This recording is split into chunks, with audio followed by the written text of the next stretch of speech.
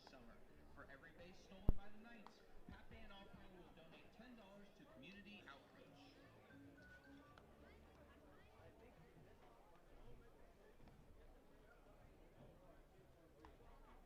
PT Northwest is the official athletic trainer and physical rehab provider of the Corvallis Knights. PT Northwest, restore your active lifestyle.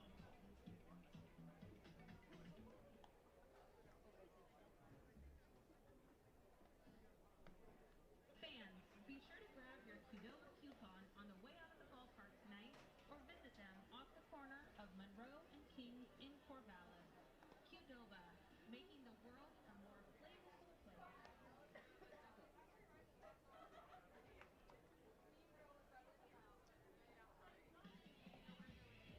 Hey fans, did you know we offer mobile ordering? Skip the line and use your phone to order your favorite ballpark food and drinks to be delivered right to your seat. Simply scan the QR code and enjoy your TNT Builders Party Deck favorites.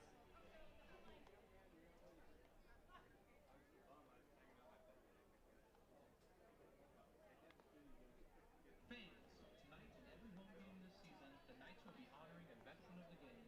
Thanks to the Gulag Home Team, Keller Williams Realty, and All Pro Property Services. Do you have a veteran in your life that you'd like to nominate? If so, scan the QR code or visit us at corvallisknights.com to learn the change.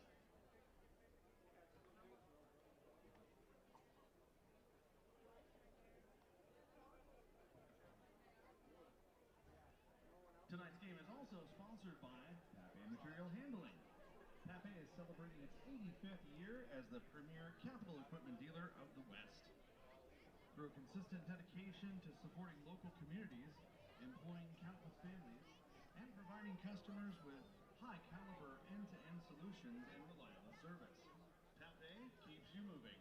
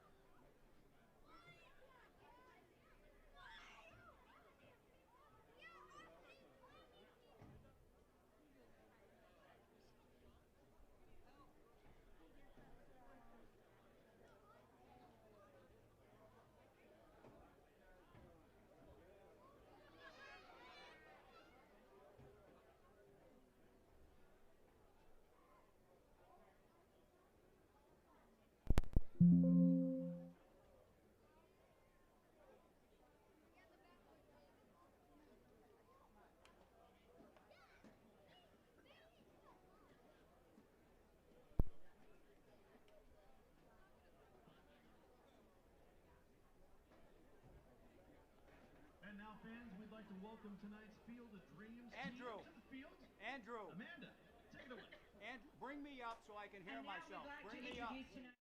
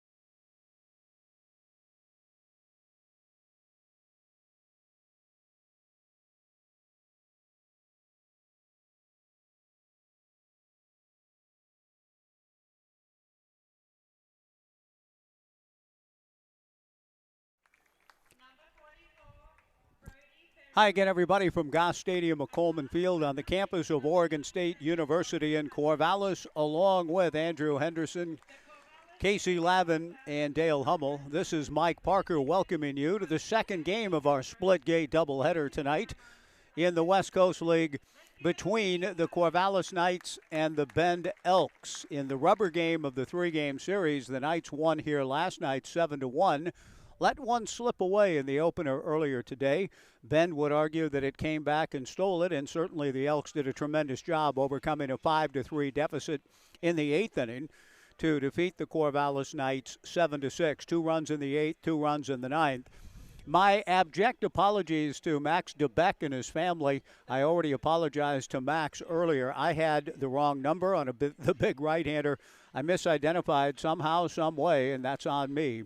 Max DeBeck went 3 strong innings with 4 strikeouts, one of the highlights in the Knights' defeat earlier, and I identified him as Jonathan Stone. They're both big right-handers, 6'6", 6'7" in that range. One wears 40, the other wears 41, and somehow, some way I construed Max DeBeck's number as that of Jonathan Stone. So I offer my apologies to the DeBeck family. I've already apologized to Max. I can't promise it'll never happen again, but I hope it doesn't. My apologies all the way around. Max pitched very well, and I had Jonathan Stone as the guy who went 3 innings, no hits, no runs, with 4 strikeouts.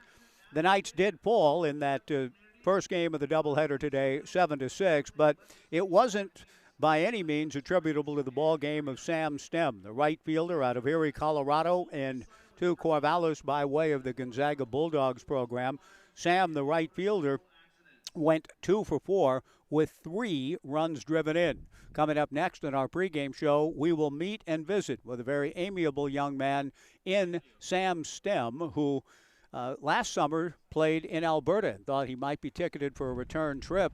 No disrespect to that league, but his big freshman year at Gonzaga has led to the opportunity to play in one of the premier collegiate baseball leagues in this country, the West Coast League, and thus Sam Stem, a member of the Corvallis Knights, sent here at the behest of his outstanding head coach, Mark Machtolf. Let's meet Sam next as we get ready for the rubber game of this 3-game series on trading card night. It is Big League Chew and Trading Cards Giveaway Night presented by Pape Material Handling and the brainchild of Rob Nelson and Jim Boughton, Big League Chew. Sam Stem coming up next after this 2-minute pregame show break on the Knights live stream and 1240 Joe Radio.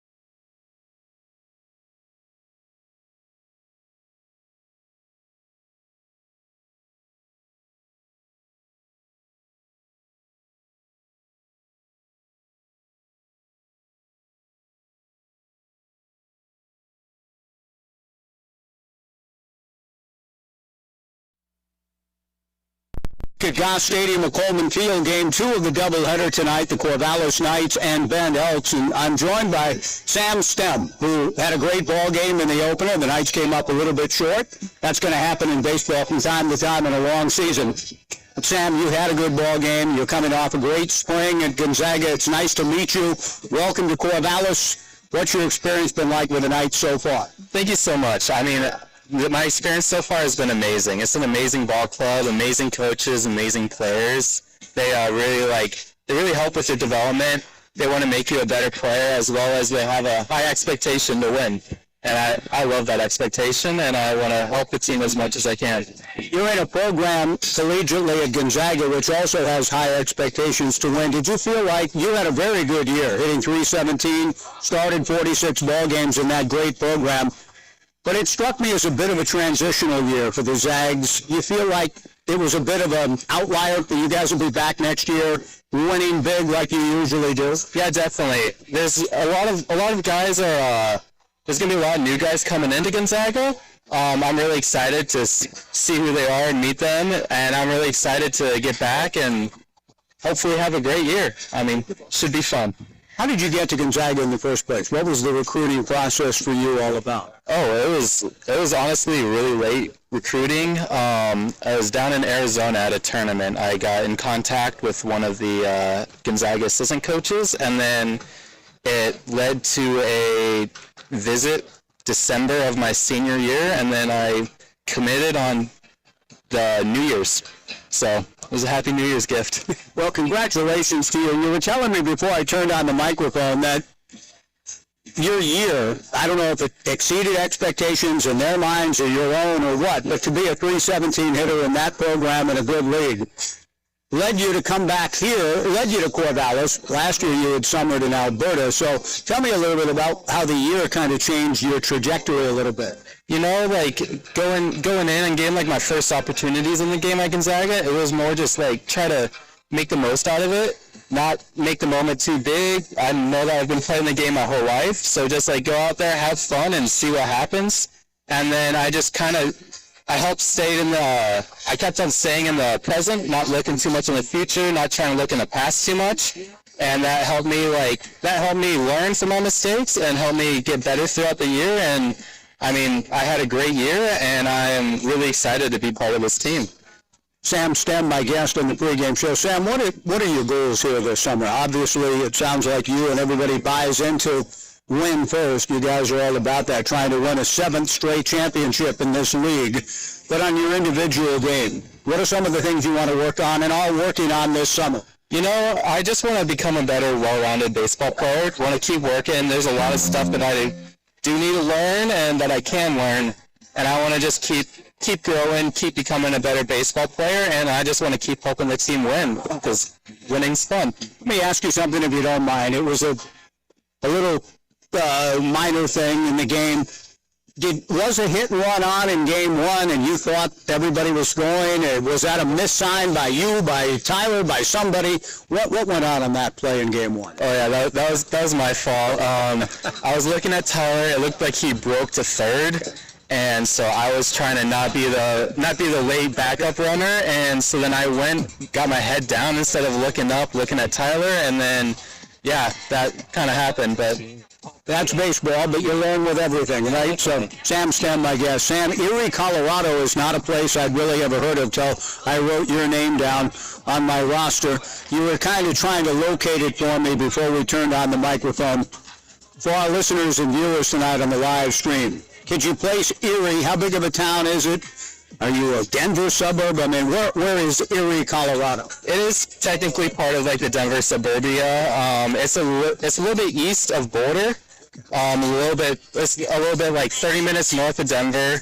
It's about 20,000 people town, and I mean it's a commuter's town. So not a lot of stuff, a lot of houses, and yeah, it's kind of in rural Colorado. You get a good view of the mountains, which I like. It's a spectacular view.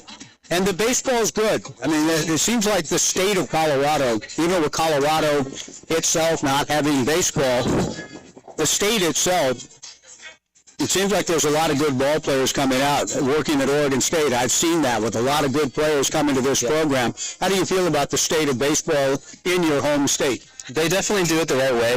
It's a little tougher to get recruited in Colorado just because of the lack of colleges, lack of like D1s. But there's really good players out there, and it's enjoyable. It's enjoyable season and process through there. So, Sam, final thing, and that is just your early impressions of Corvallis. At Gonzaga, you came down and got into a ball game against Oregon State, so you've been here before. But what do you make of the ballpark and the atmosphere around Corvallis, Oregon? Oh, the Corvallis is definitely a baseball town.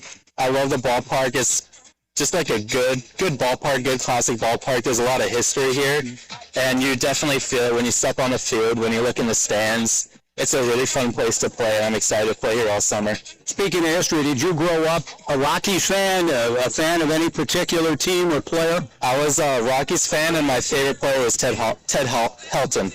Todd Helton. Yep. Good player to model yourself after. It's great to meet you, Sam. Thanks for the time. I appreciate it. Look forward to the rest of the summer ahead, watching you and the guys. Nice to meet you, and thanks for taking time. Yeah, thank you so much. I really appreciate it. I appreciate it a lot. Sam Stem, my guest. We've got the lineups and first pitch coming. The Knights and Bend in the rubber game of this three-game series, and second game of the doubleheader coming up on an ever-increasingly cloudy night in Corvallis on the Knights live stream, and 1240 back in 2 on 1240 Joe Radio.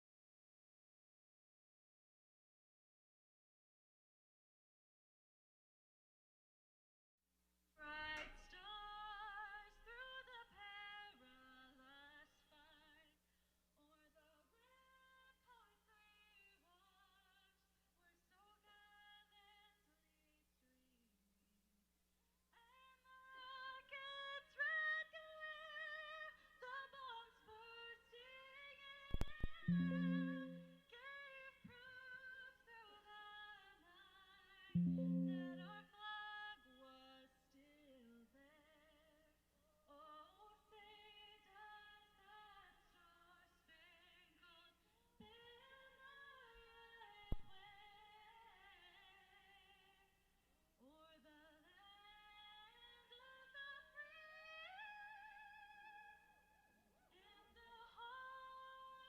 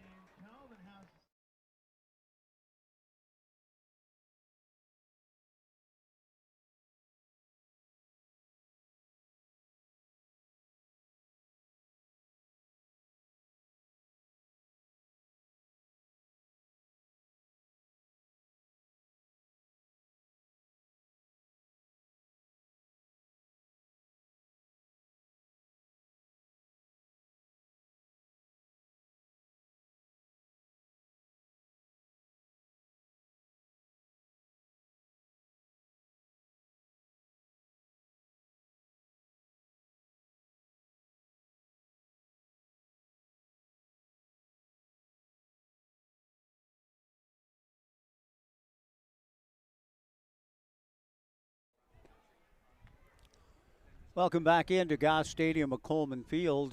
The day began, if you were with us earlier, I was exulting in the blue and the warmth and enjoying it thoroughly. It was 81 degrees, 42% humidity at 105 at the start of the doubleheader, the split gate twin bill earlier today. Things have changed. The breezes are blowing out towards left center field. The temperature has dropped. It was muggy about an hour ago, but we've got quite a breeze blowing through our vantage point here, adjacent to the McGrath family press box, as we welcome you in for this Friday night second game of the doubleheader. the Bend Elks and Corvallis Knights to settle the series. Let's take a look at the starting lineup for head coach Joey Wong, the former Beaver great, leading off and playing second base, Elijah Jackson. Batting second at third base is Cody Watanabe. Stephen Meyer hitting third in center field. Zach Tolia, the cleanup hitter, at first base. We'll give you the rest of the lineup as we go. For the Knights, it's right-hander Merritt Jones with a big leg kick. Fairly elaborate windup, the old-fashioned way. Delivers down and away to Elijah Jackson. And we are underway. Thanks for joining us on the Knights live stream and here on 1240 Joe Radio. Jones's 1-0 pitch misses a little low and inside. 2-0 to Elijah, the son of an outstanding Major League player, 11 years, Damian Jackson. Damian doing great things to try to teach and bring the game to young people. He's doing a tremendous job in that sense. He's the founder of Game Face Baseball. And really glad to see the former major leaguers doing what they can to bring the game alive for young kids. Changeup grounded back of third. A backhanded stop by Hedges. Gets up. A one-hop throw to first for the out. Amazing play by Ethan Hedges to get Elijah Jackson. Oh, my goodness. I thought that had a chance to be a double when it left Elijah Jackson's bat. Then when I saw Ethan Hedges lay out, I thought, okay, that's a nice stop that'll prevent a double. Ethan popped up quickly, threw a one-hop strike across the field turf to his corner partner, first baseman Blake Avila, who stretched and caught it. Spectacular beginning to the rubber game of this three-game series. Cody Watanabe, who insinuated himself in a big way late in Game 1 in helping the Elks rally for the 7-6 win, takes a strike. The 0-1 pitch from Merritt Jones outside, and the count 1-1. Wow, what a play. And the fans settling into their seats on this Friday night. Big league chew and trading cards in hand, buzzing over that one. Great play by Ethan Hedges. Might have gotten a little turf burn for his trouble, diving to his right, kind of looking at his right elbow. Watanabe fouls one back, and the count 1-2. One out, nobody on, just getting started as we play in Game 2 on this Friday night. And the wind's picking up and the weather changing dramatically from what we had in the earlier part of the day. The 1-2 pitch in the turf, 2-2 the count. Stephen Meyer on deck. Ryan Christensen in the 5-hole in right field. The 2-2 pitch from Merritt Jones, poked foul, Waldo away, and the count remains 2-2. Ethan Thomas hitting sixth, the designated hitter. The catcher and batting seventh is Justin Sukata. Tyler Nelson hitting eighth in left field, or Trey Nelson hitting eighth in left field, and Tyler Peterson batting ninth at shortstop. Merritt Jones unleashes a fastball high and away to run the count full to 3-2 to Cody Watanabe. One out, nobody on. Stephen Meyer on deck. Merritt Jones to the plate with a 3-2 pitch, swung on and fouled at the plate. Big Merritt, 6'4", 191, out of Idaho Falls, and a pitcher at the University of Utah. Gary and Vicki Henderson in the stands here tonight. The 3-2 pitch on the way from Merritt Jones. A chopper towards first. Avila knocks it down, stabs at it with the mitt, and steps on the bag for out number 2. 2 away, and Stephen Meyer will be the hitter. For the Knights defensively, a battery of Merritt Jones and Cameron Rowe. Blake Avila at first base, Tyler Quinn at second, Ty Yukamoto at short, Ethan Hedges at third, Ethan Hott in left, J.C. Ing in center, Sam Stem in right. The first pitch to Stephen Meyer, fastball up and away, ball 1, 1-0. 2 down, nobody on, top of the first inning. The wind's really whipping out towards left center field now. The 1-0 pitch on the way, fastball in there for a strike. Rick Freitas calling balls and strikes for this rubber match. Andrew Mervin, the base umpire. 1-1, 2 down to Stephen Meyer. Merritt to the plate. Breaking ball, a check swing on appeal. No swing, says Andrew Mervin. The count 2-1. Head coach Joey Wong coaching at third base. Tyler Hollow, the first base coach. Both arms folded. Standing and looking and waiting and hoping to be impressed. The 2-1 pitch on the way, in there for a strike, and the count 2-2 to Stephen Meyer. Zach Tolia on deck. Interesting stance by Meyer. The bat almost perpendicular to the field. He tried to check a swing 2-2 and goes around strike 3 to retire the side. A good inning and an open stance on Meyer's part, a little Dick McCall. The Knights trading cards are out, and the big league chew is out, and we're underway in game 2 of the doubleheader. No runs, no hits, nobody left. We go to the bottom of the first. The Bend Elks, nothing. The Knights coming up back in 90 on the Knights live stream and 1240 Joe Radio.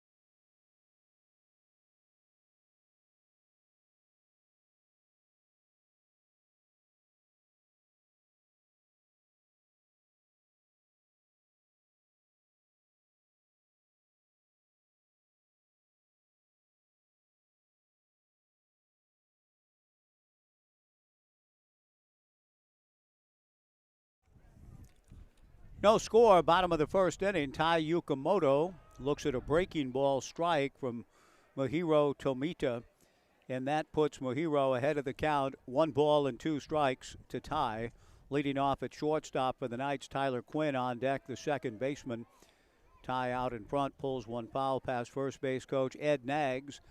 Eddie hustling, but Ryan Christensen has a little more spring in his step and gets to the baseball first. Time is called as Coach Nags in a race with Christensen that Ryan won easily. Ryan retrieves the ball and gets it to Coach, who tucks it into his pocket. Jacket on as the temperature has changed dramatically. Breezy blowing out to left center. The 1-2 pitch misses down and into Yukamoto. 2 balls and 2 strikes. Mahiro Tomita comes back with a 2-2 breaking ball and bounces that one. 3-2 to Tai Yukamoto. Tyler Quinn on deck, Sam Stem in the 3-hole in right. Ethan Hedges, the cleanup hitter, at third. Batting fifth at first base, Blake Avila. The 3-2 pitch, ball 4. Nice job by Yukamoto. And Mahiro Tomita loses Yukamoto. A leadoff free pass, and Tyler Quinn, the batter. Tyler, the right-hand hitting second baseman, will step in with Yukamoto at first. No score in the bottom of the first inning. Blake Avila batting fifth at first. J.C. Ing hitting sixth in center. Levi Jones, the DH, batting seventh. Cameron Rowe hitting eighth and catching. Ethan Hott batting ninth and left. And Merritt Jones has already worked a 1-2-3 top of the first. The pitch to Tyler Quinn is low. Mahiro Tomita back to the plate with a 1-0 pitch, and that runs low and in. Ball 2. 2-0. Sam Stem, the on-deck hitter.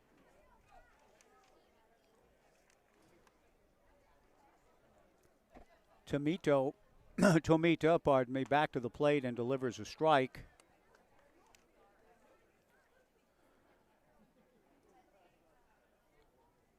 That evens, moves the count to 2 balls and 1 strike. A leadoff walk to Yukamoto. He draws a throw and gets back. For Bend defensively, Mahiro Tomita and Justin Sukata the battery. Zach Tolley at first, Elijah Jackson at second, Tyler Peterson at short, Cody Watanabe at third. The 2-1 pitch missing to Tyler Quinn to run the count to 3-1. Brooke Knight, ever the aggressor when it comes to sending runners, is likely to send Yukamoto here. 3-1 the count. No score, bottom of the first. Yukamoto does go, and the 3-1 pitch is low and away. Ball 4. Back-to-back walks. What Ben certainly doesn't want is a repeat of last night's proceedings, wherein Ben pitchers walked 10 and hit 5, and the Knights prevailed easily. They were much more efficient in game 1 earlier today, limiting the free stuff, and were able to rally and win 7-6. In the first pitch from Mahiro here, now to Sam Stem is low and inside.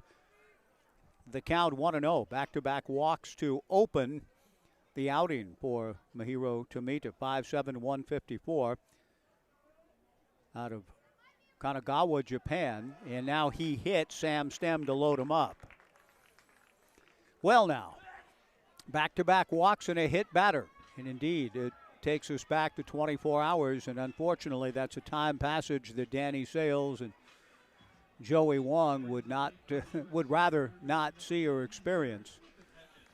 2 walks and a hit batter have loaded him up for Ethan Hedges, who made the spectacular defensive play to open this ball game. The rubber game of the 3-game series. The first pitch to Ethan is in there for a strike. 0-1 the count. Tomita led Swak's pitching staff with 15 appearances down in Coos Bay. 6-3, 2.52 this spring. Hedges sends a fly ball to right field. Christensen goes back to make the catch. Yukamoto tags and will score. And Tyler Quinn picks up 90 feet, moving from second to third. Ethan Hedges, a sacrifice fly to right field. The Knights lead it 1-0. The Elks scored 2 in the first inning earlier today.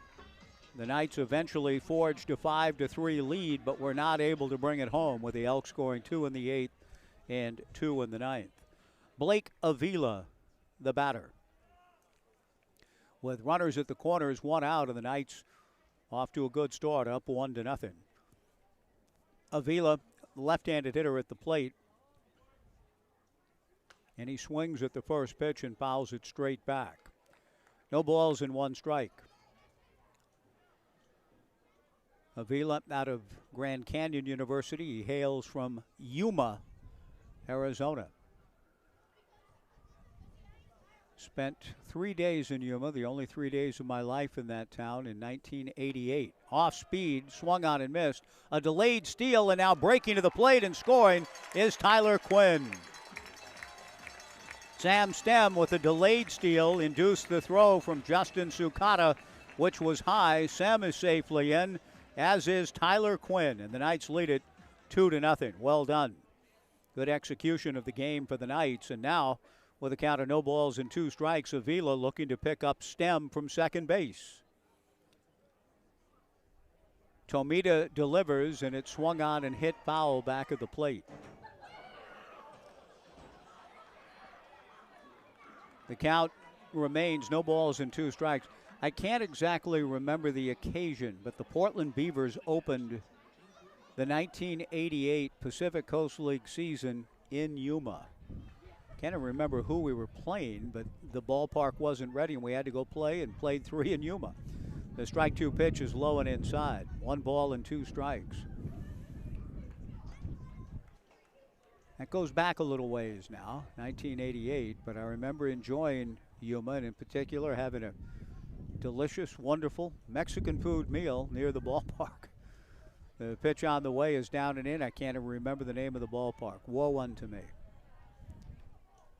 to get to spend 3 days in that town, and all I can remember is sitting with Jeff Baker of the Oregonian enjoying a nice meal and baseball in Yuma. The 2-2 pitch, a fly ball to shallow left field. Going out is the third baseman Watanabe, and he twists and turns, stays with it to make the catch. Good play by Cody. The wind is really blowing, so nothing will be routine on those high pop-ups or fly balls. And Cody did a good job to stay with it for the second out. J.C. Ing, the batter, with the Knights already plating 2. and looking to add another with Sam Stem, our pregame show guest for the second game of the doubleheader. Always one of my favorite aspects each summer is to get to know these guys, and we're going to get to know Stem coming around third base on a base hit to right field by Ng. Stem on his way to the plate. The throw is not in time. An RBI single for J.C. Ng. Stem picking him up and laying him down around third. A close play at the plate, and on the throw all the way through to home, J.C. Ng advances to second. 3-0 Knights on the RBI single for Ng. Sam Stem comes in to score. We've had a chance thus far to visit with Tyler Quinn, Ethan Hott, and Sam Stem, and it's my goal during the course of these Corvallis Knight seasons to interview everyone at least once. Get to know these guys as they come in for what for most of them becomes a really great experience. Competing for the Corvallis Knights. Tremendous summers of development we've seen from so many. Levi Jones on his way to Oregon State, so he's getting a taste of this ballpark early. Takes the first pitch down and away from Mahiro Tomita. The 1-0 pitch missing low and inside, ball 2, 2-0. J.C. Ng at second, 2 down, 3-0 Knights. A ground ball off the end of the bat to shortstop. Tyler Peterson up with it and throws to first. The inning is over. But the Knights get 3, taking advantage of 3 freebies, 2 walks and a hit batter, lead to 3 runs. Ethan Hedges a sac fly, J.C. Ng with an RBI single. And the Knights score 3 in the inning. And at the end of 1, the Knights 3, Bend nothing on the Knights live stream and 1240 Joe Radio.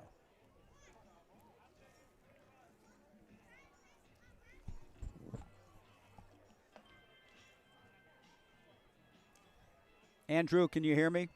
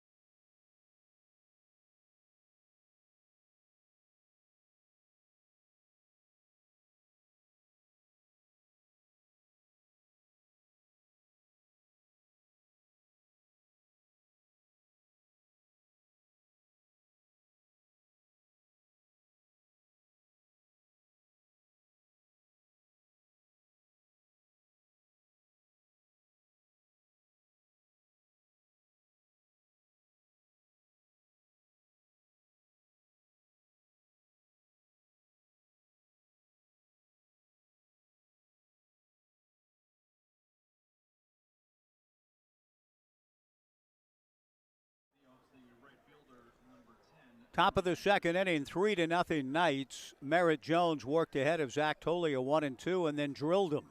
So Tolia down to first base. Ryan Christensen, the batter. Time is called by base umpire Andrew Mervin to make sure that Zach Tolia has got it all together as he arrives at first base, conversing with first base coach Tyler Hollow. And now we play on with Ryan Christensen, the left-hand hitter, stepping in.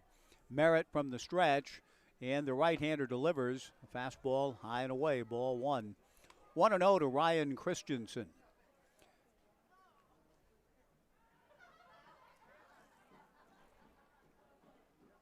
The Knights infield and double play depth. Tyler Quinn was practicing his feed to Tai Yukamoto at second base. The 1-0 pitch swung on and missed in the count 1-1. Baseball trading card and big league chew night. Fans coming in, much bigger numbers for this nightcap than the play hooky day, which drew 762 under the sun earlier. Jones sails his 1-1 pitch, high and away, ball 2, 2-1. The Knights continue the homestand tomorrow night against Walla Walla. 6:20 airtime, 6:35 for the first pitch. The Sweets in tomorrow, Saturday, and Sunday. Tomorrow, Sunday and Monday, I should say. The pitch on the way from Merritt just misses. Pretty tight zone for Rick Freitas. Tomorrow night, 6:35. Father's Day Sunday afternoon at 1:05. Then Monday night again at 6:35 with days off from the night schedule next Tuesday and Wednesday. 3-1 to Ryan Christensen. Zach Tolia held on by Blake Avila and draws a throw and gets back. Merritt Jones staked to a 3-run lead. And the last thing he wants is to give any of it back in the form of free passes. So he wants to throw a strike here. 3 balls and a strike with Tolley at first and nobody out. The 3-1 pitch is ball 4. Tolley up down to second base. Ryan Christensen draws the walk, and that brings Ethan Thomas, the designated hitter, to the plate. Jones is making his 3rd appearance for the Knights this summer. Heretofore, he's worked 9 innings, 8 hits, 3 runs, all earned, 3 walks with 11 strikeouts. So he has pitched very well. Merritt, with 2 on and nobody out, works on Ethan Thomas. And the first pitch to Ethan is a fastball in there for a strike. Big Ethan played first base in the opener, and he's a big kid. Got some pop. Ethan, right-handed hitter, 6'6", 235 from Yavapai and heading to the University of Utah. The strike 1 pitch on the way. Fastball a little bit low in the count 1-1.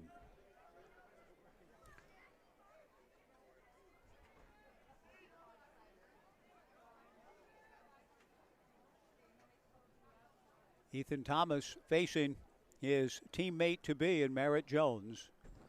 Swings at the 1-1 pitch and doesn't get it. The count 1-2. 2 on and nobody out. Top of the second inning. 3-0 Corvallis. 1 ball and 2 strikes. Zach Tolley at second. Ryan Christensen at first. Merritt Jones trying to get his teammate to be out with Ethan Thomas, a strapping right-handed hitter, trying to execute a different plan. Very impressive in the box, to be sure. Thomas looks as though with that wind blowing out to left center field that he could get you healthy with 1 swing. Had a big year at Yavapai. Tolley at second, Christensen at first, nobody out. The 1-2 pitch on the way, a check swing on the breaking ball.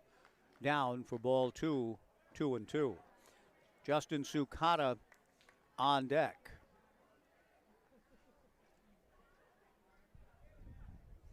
The Knights getting 3, taking advantage of some control difficulties from Muhiro Tomita. A hit batter and a walk to open the inning for Ben. They're trying to do the same.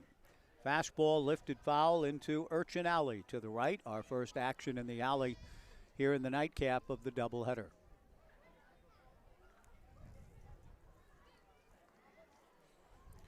Two and two the count to big Ethan Thomas with the wind blowing out towards left center. The 2-2 pitch, another check swing on appeal. Again, no swing, says Andrew Mervin. And the count goes full to 3-2. This is a pretty big pitch early in this ball game right here. The Knights with a 3-0 lead, but Merritt Jones in jeopardy of loading the bases on free passes. Thomas feels as though he'll get something good to hit. 3-2, nobody out. The pitch on the way is low for ball 4 to load him up. Justin Sukata, the batter. Cameron Rowe heads out for a visit with Merritt Jones. as our weather continues to change and rather dramatically. It almost felt a slight, did I feel a drop? I'm asking Amy Weiss, Sean's mother to my left, who is in her usual spot. And I don't know whether she's affirming that or not, but it was suspiciously, it felt like something might have come out of the sky there. I hope not. We have no cover, no canopy, nothing of that sort. Justin Sukata steps in. Bases loaded, nobody out. Jones to the plate. A ground ball fielded by Jones, throws high, but the catcher, Cameron Rowe, able to get his foot on the plate for a force, but then is slid into by the runner, Zach Tolia, and Rowe comes up hobbling. Did a great job to go up and field the high toss from Merritt Jones. Came back down on the plate. Tolia is apologizing to Rowe. There was nothing untoward in the slide by Tolia. He simply was making a play, a baseball play. The throw from Jones coming back from the mound area was high. Jones had to stretch out, came down awkwardly on his right ankle, and I think it might have been more of the landing than the slide itself by Tolia. Rowe walks it off, settles back into the crouch, and carries on. Justin Sukata aboard on the fielder's choice, 1-2. The bases remain loaded for Trey Nelson. Potential double play ball, but Jones kind of lollipopped the throw to the plate. Just kind of an overhand toss if he just throws accurately. A baseball throw to Rowe. Cameron might have been able to come off the plate and throw to first and get a double play. As it is, Sukata, who runs well, might have beaten it, but Jones did not give himself a chance to get the double play. The 1-0 pitch in there for a strike, and the count 1-1 to Trey Nelson. The bases loaded and one out in the top of the second inning. The Knights leading 3-0. The infield had double play depth. Christensen to third, Thomas to second, Sukata on the fielder's choice aboard at first. The 1-1 slider, good pitch, swung on and missed, and the count 1-2. 1 ball and 2 strikes to Trey Nelson. Joey Wong yelling, stay on it, counsel to Trey. The 1-2 pitch, chop foul towards Coach Wong. The count remains 1 ball and 2 strikes.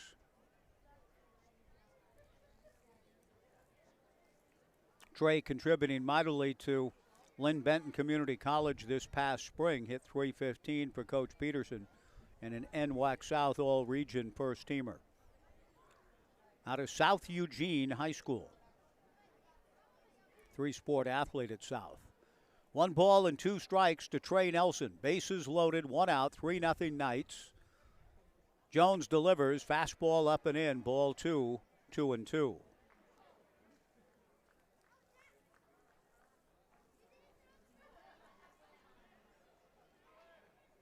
The right-hander Merritt Jones trying to work through some control difficulties. Still no runs on the board, leading 3-0. Comes back to the plate, the 2-2 pitch, fastball swung on and missed. Strike 3, 2 down. Well, that sequence of pitching for Jones gives him a chance to get out of the inning unscathed. Tyler Peterson to the plate with the bases loaded and 2 down for Tyler. Peterson, a left-handed hitter, helped Lower Columbia win the NWAC championship this past spring. He takes in the turf, good block by Cameron Rowe, ball 1, 1-0.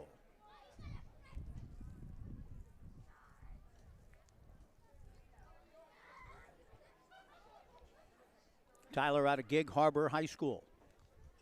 Fox Island, Washington, Gig Harbor. Trying to come through with the clutch 2-out hit.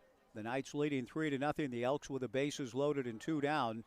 The 1-0 pitch misses low. Ball 2, 2-0.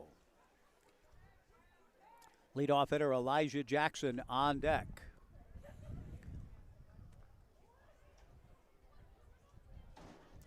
Merritt Jones comes set. The right-hander with the sacks full, kicks and delivers low. Ball 3. 3-0 the count. A hit batter and 2 walks to open the inning. 2 outs later, it appeared that Merritt Jones might have gotten away with it We'll see now. He needs a strike right here. Nowhere to put Peterson without a run coming in. The 3-0 pitch, taken for a strike. 3-1 the count. Leadoff hitter Elijah Jackson next. The Knights with 3 runs in the bottom of the first inning. Merritt trying to keep the momentum rolling with the bases full and 2 down. Comes back to the plate with a 3-1 pitch to Peterson. Hit to the right of the shortstop, Yukamoto. He goes to Tyler Quinn the short way at second for the force. And a great job by Jones to pitch out of a bases loaded, nobody out jam. The Elks leave 3 after 1.5. The Knights 3 and Ben nothing on the Knights live stream and 1240 Joe Radio.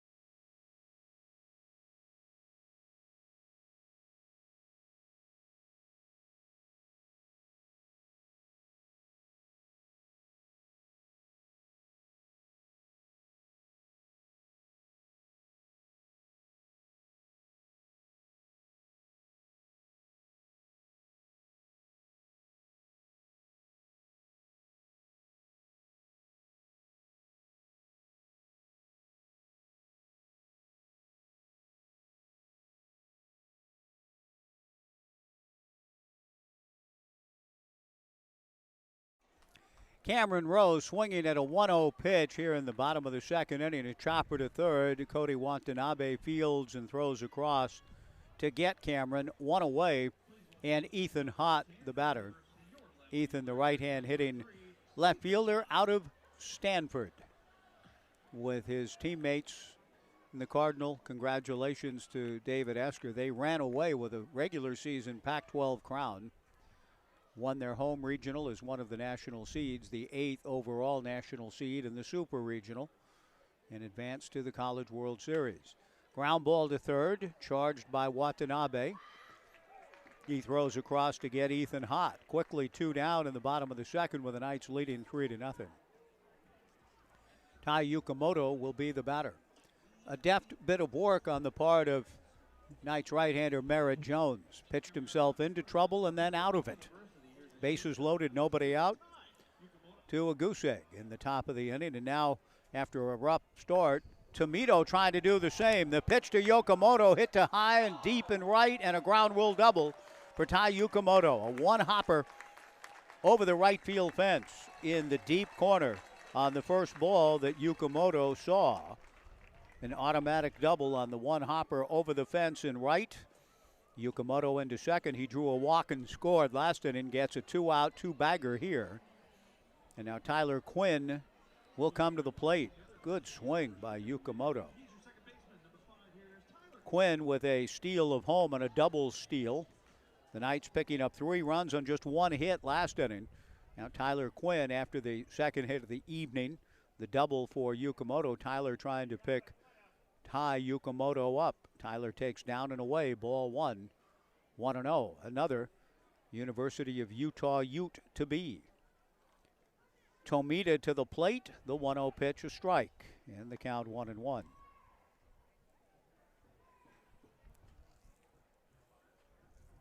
Mostly cloudy skies and breezy After our glorious clear beginning to the day, breaking ball, a check swing, says Andrew Mervyn, and Quinn behind the count 1-2.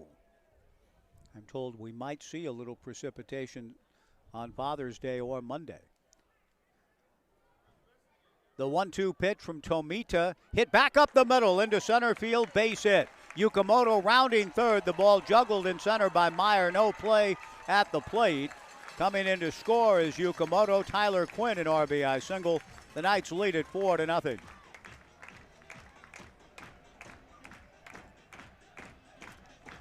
After 2 quick outs, the Knights come to life. A ground rule double for Ty Yukamoto, an RBI single for Tyler Quinn. Sam Stem, the batter. Sam was hit by a pitch last inning. Among the 3 freebies surrendered by Mahiro Tomita. 2 walks and a hit batter, and the Knights scored 3. The pitch to Stem misses away, ball 1. I was so impressed by Sam's graciousness in conversing with him before the ball game. To say he seemed like a sweet kid, a nice kid, such a nice young man, would not even approximate just how appreciative he was to be here. I can tell he's enjoying himself greatly. Had a big year at Gonzaga and was really appreciative. He said, "Thanks for having me. I really appreciated it." And I think he meant it too. The 2-0 pitch hooked to deep right field in the corner, foul, landing onto Casey Corner. The wind knocking that ball down a little bit, that breeze blowing out from right field to left. But a pretty good swing on the part of Sam Stem, who had 3 RBIs in the Knights' loss earlier today, 7-6.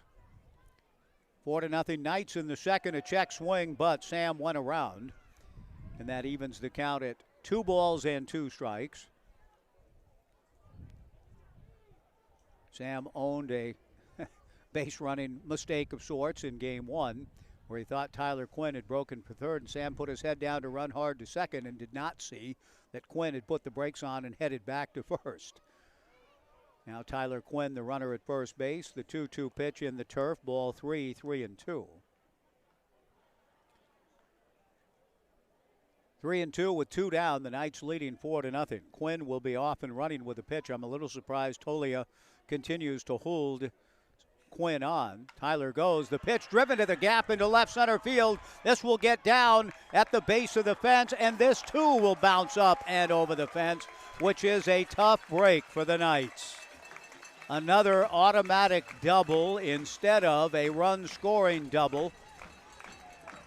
Tyler Quinn, who began at first base, will have to go back to third. Quinn is in the dugout celebrating with his teammates on the 2-out, 2-run double, but Quinn will have to go back to third after the long shot to left center field. Now, the umpires, I think it's automatic that the runner has to go back, and he does. I mean, the argument that, well, he would have scored had the ball not bounced over the fence is true on a certain level, but just as that's an automatic double, it's also an automatic 2 bases from first to third, and Danny Sales will ask for time and come out. So the Knights lose a run on the ground rule double for Sam Stem to left center field. Quinn would have scored easily without a play, but is called out of the dugout, back to third, and into second base Sam Stem goes, and Ethan Hedges, the batter, with 2 on and 2 down. The Knights have scored a run after 3 last inning. Mahiro Tomita got 2 quick outs on ground balls to third. But Yukamoto with a ground rule double to right. Tyler Quinn an RBI single. Sam Stem a ground rule double to left center. And now Ethan Hedges, who had a sacrifice fly last inning, will get an opportunity to drive in 2 more. The phrase automatic double is accurate. It is not a ground rule double. Automatic double is the appropriate term. All I'll say to that is, having grown up listening to a lot of ball games on the radio in the 60s and early 70s, I never heard the term. Any double that bounced over a fence, Scully, Enberg, Bill King, the other announcers I was blessed to hear all said, ground rule double. The strike one pitch, breaking ball high, and the count 1-1. Technically, that is not a ground rule double. The ball bouncing over the fence in almost every ballpark is an automatic double. I still like the sound of ground rule better. The 1-1 fastball on the corner, and the count 1-2 to Ethan Hedges. Technically, I suppose, a ground rule double would be if a ball hits in a certain spot of the ballpark as part of the ground rules peculiar to a certain park. You see the coaches and managers go over the ground rules, what's in play, what isn't, what if the ball hits this, what if it goes under this tarp here, et cetera, et cetera. 2 balls, 2 strikes, 2 on, 2 out. The 2-2 breaking ball, a ground ball back at third, backhanded by Watanabe. The throw to first is dropped by Tolia. 1 run in to score. Stem will hold at third, and Tyler Quinn can repeat his celebration with his teammates again for the second time in the inning. He comes in to score. The Knights lead it 5-0. An error will be charged to Cody Watanabe on the throw unless Brooks Hatch decides it's on Tolia. It was a one-hop throw, so I assume it'll be charged to the thrower as to the receiver, but I thought Tolia had a pretty good chance to pick that. Blake Avila, the batter. Runners at the corners now with 2 down. Blake, a high pop-up on the left side with the wind. We'll see. Shortstop Tyler Peterson calls off Watanabe and makes the catch, and the inning is over. But the Knights are off to a tremendous start in their bid to win the series. They score 2 more, leave 2, and at the end of 2. The Knights 5, Bend nothing on the Knights live stream and 1240 Joe Radio.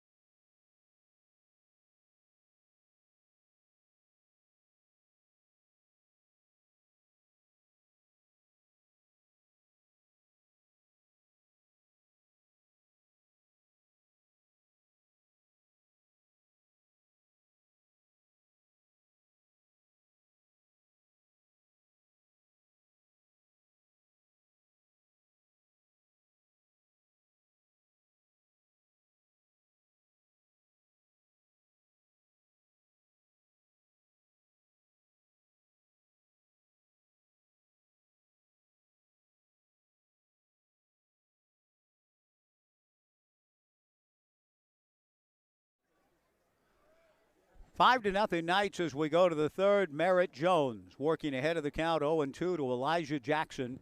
Jackson grounded to third, a spectacular play by Ethan Hedges to open the game. Merritt delivers the strike 2 pitch in the turf. 1-2 the count. Elijah Jackson, Cody Watanabe, and Stephen Meyer in the third against Merritt Jones. He loaded the bases last inning with nobody out and got out of it.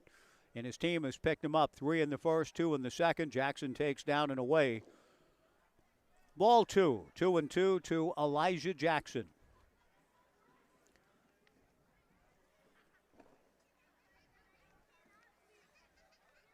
Jackson, an all-leaguer last year in the WCL, back for his second season with Bend. Swings at the 2-2 pitch and lifts it to right field, right at Sam Stem. Sam makes the catch, 1 away. Cody Watanabe coming up.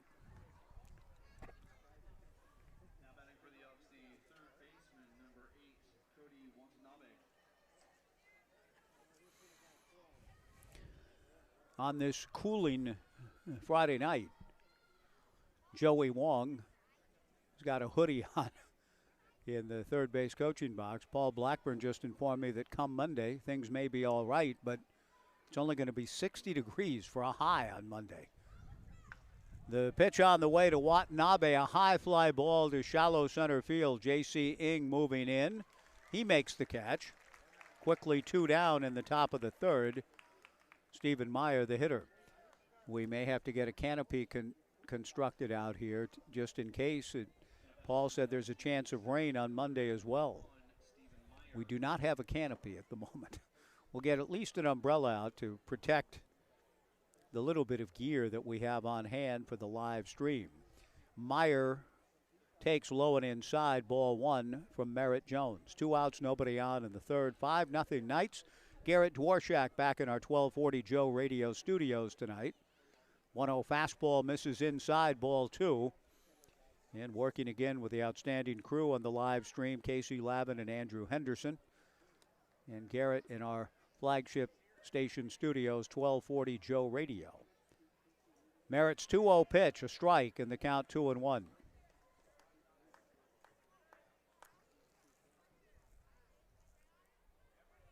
Jones looking for a 1-2-3 inning. He began the game that way, but he misses inside, and the count goes to 3-1 to Stephen Meyer. The Knights showing in the bottom of the second inning what can happen. 2 outs, nobody on. They picked up 2 runs thereafter. 3-1 to Stephen Meyer. Merritt kicks the leg and delivers a ground ball to second.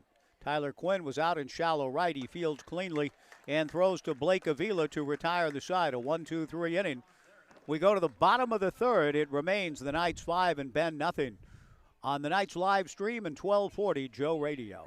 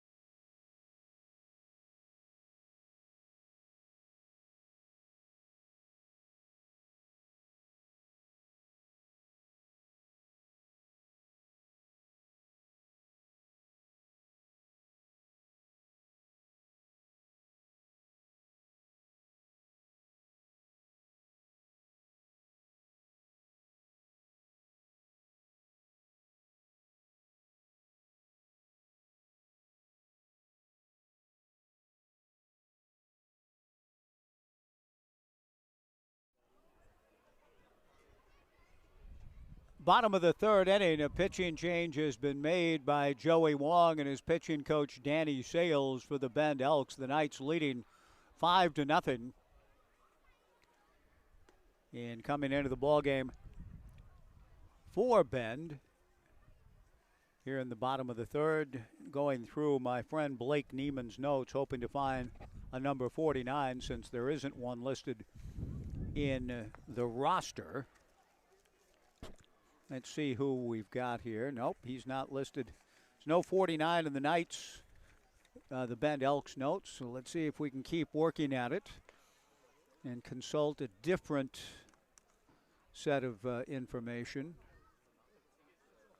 No 49 there either on the lineup card issued by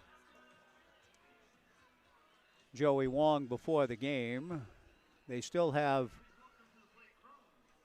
Mahiro Tomita listed as the pitcher. I don't believe it is, so I may have to text Blake and see what we can come up with as we go to the bottom of the third. J.C. Ing takes the first pitch for a strike and the count 0-1. So I'm going to ask Andrew and Casey if they can make inquiries as to whom the pitcher is. The strike one pitch is swung on and missed in the count 0-2 to J.C. Ng. 0-2 the count. The pitch on the way, taken, strike three called. Okay, thank you. Kellen Oaks from Lynn Benton, Casey says. Thank you very much. Strike three called, a good start for Kellen Oaks out of LB. But it's difficult to know who these young men are. Looking, 49, trying to find a 49 on the roster issued to the fans.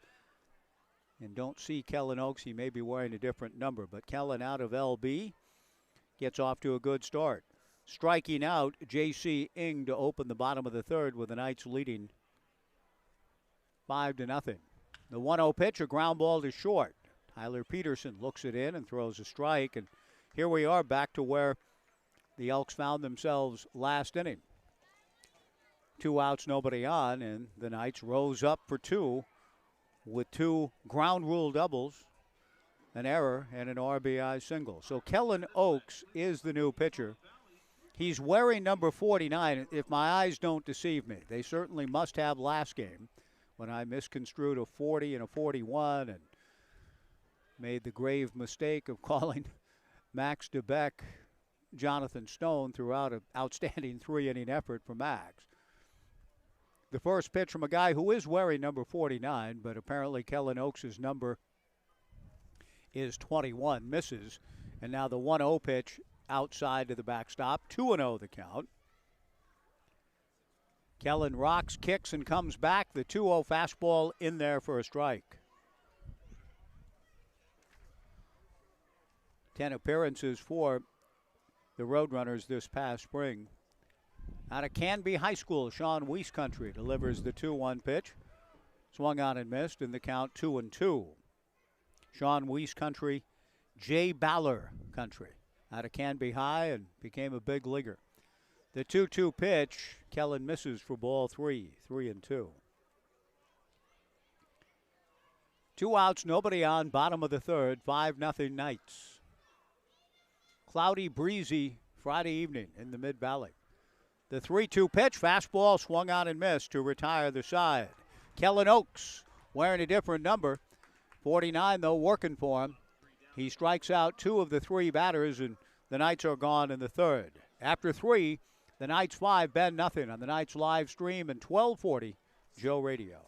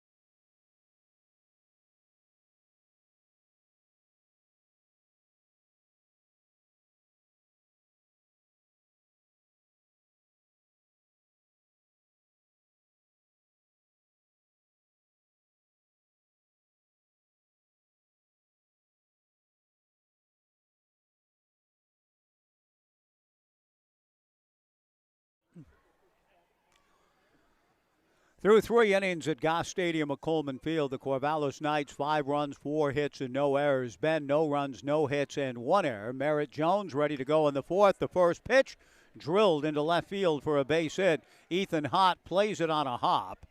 A long single to straightaway left for Zach Tolia.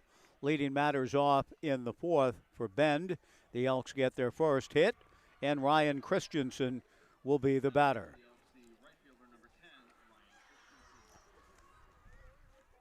The Knights with 3 in the first and 2 in the second. Ryan Christensen out of Sacramento State at the plate. Drew a walk in the second. Swings at the first pitch and fouls it straight back. No balls and 1 strike. The homestand continues tomorrow night. Tonight, Big League Chew and Trading Cards giveaway night. Baseballs to be given away tomorrow, presented by Horesco Chiropractic. The strike 1 pitch is in there, strike 2, so be among the first 250 fans. Make sure you get your baseball from Horesco. 6:35 tomorrow night. 5-0 Knights, top of the fourth, a throw to first base. Tolia dives back to the bag. Ryan Christensen at the plate with a count of no balls and 2 strikes in the top of the fourth inning. Out of the stretch works big Merritt Jones. Merritt to the plate, lifted foul off third. This will carry above the Jack Riley concourse and between the grandstands on the left side. The count remains no balls and 2 strikes to Ryan Christensen. A leadoff single for Tolia, held on by Blake Avila. Merritt Jones from the stretch delivers, swung on, and foul tipped and dropped. Cameron Rowe not quite able to hang on to the foul tick at the plate. And Christensen still up there. A battery of Jones and Rowe. Blake Avila at first, Tyler Quinn at second, Ty Yukamoto at short, Ethan Hedges at third. A throw to first base, and again Tolia back to the bag. In the outfield for the Knights, Ethan Hott in left, J.C. Ing in center, Sam Stem in right. 5-0 Corvallis in the fourth. Another strike 2 pitch coming, and again Christensen manages to get just a little piece of it to keep the at-bat alive. No balls and 2 strikes. Ryan Christensen started 4 games for the Hornets out of Rio Americano High School in Sacramento. Stayed home to play his college baseball with Bend here in the summer of 23. The strike 2 pitch, and another nice job by Ryan. He gets a piece of it to stay alive. The count remains no balls and 2 strikes.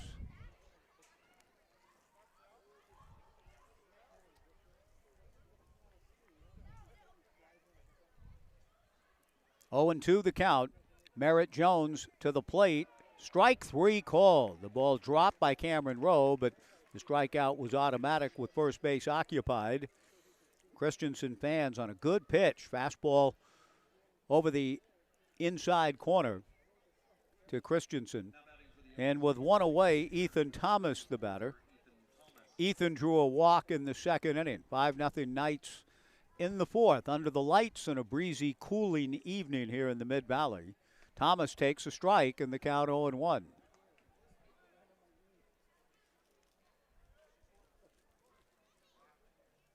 No balls and 1 strike the count. Tolia gets his lead from first, held on by Blake Avila. Merritt Jones, the right-hander to the plate. The strike 1 slider fouled at the plate. Good pitch. And Merritt is ahead of the count. No balls and 2 strikes. Again, under the watchful eye of his head coach at Utah, Gary Henderson.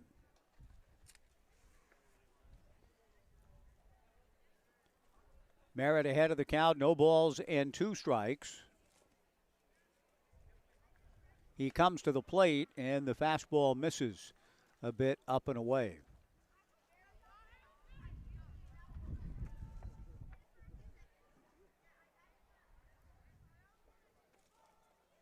Out of Idaho Falls, and a third-generation Utah Ute in the Jones family. Off speed, swung on and missed. Good change by Merritt Jones. Excellent pitch to strike out his teammate-to-be at Utah.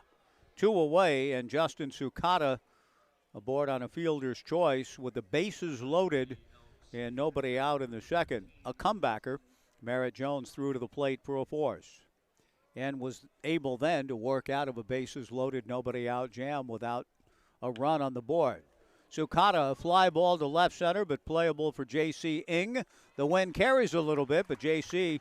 able to go back and get it to retire the side. A leadoff single for Tolia. The Elks leave one. We go to the bottom of the fourth. It remains the Knights 5 and Ben nothing on the Knights live stream and 1240 Joe Radio.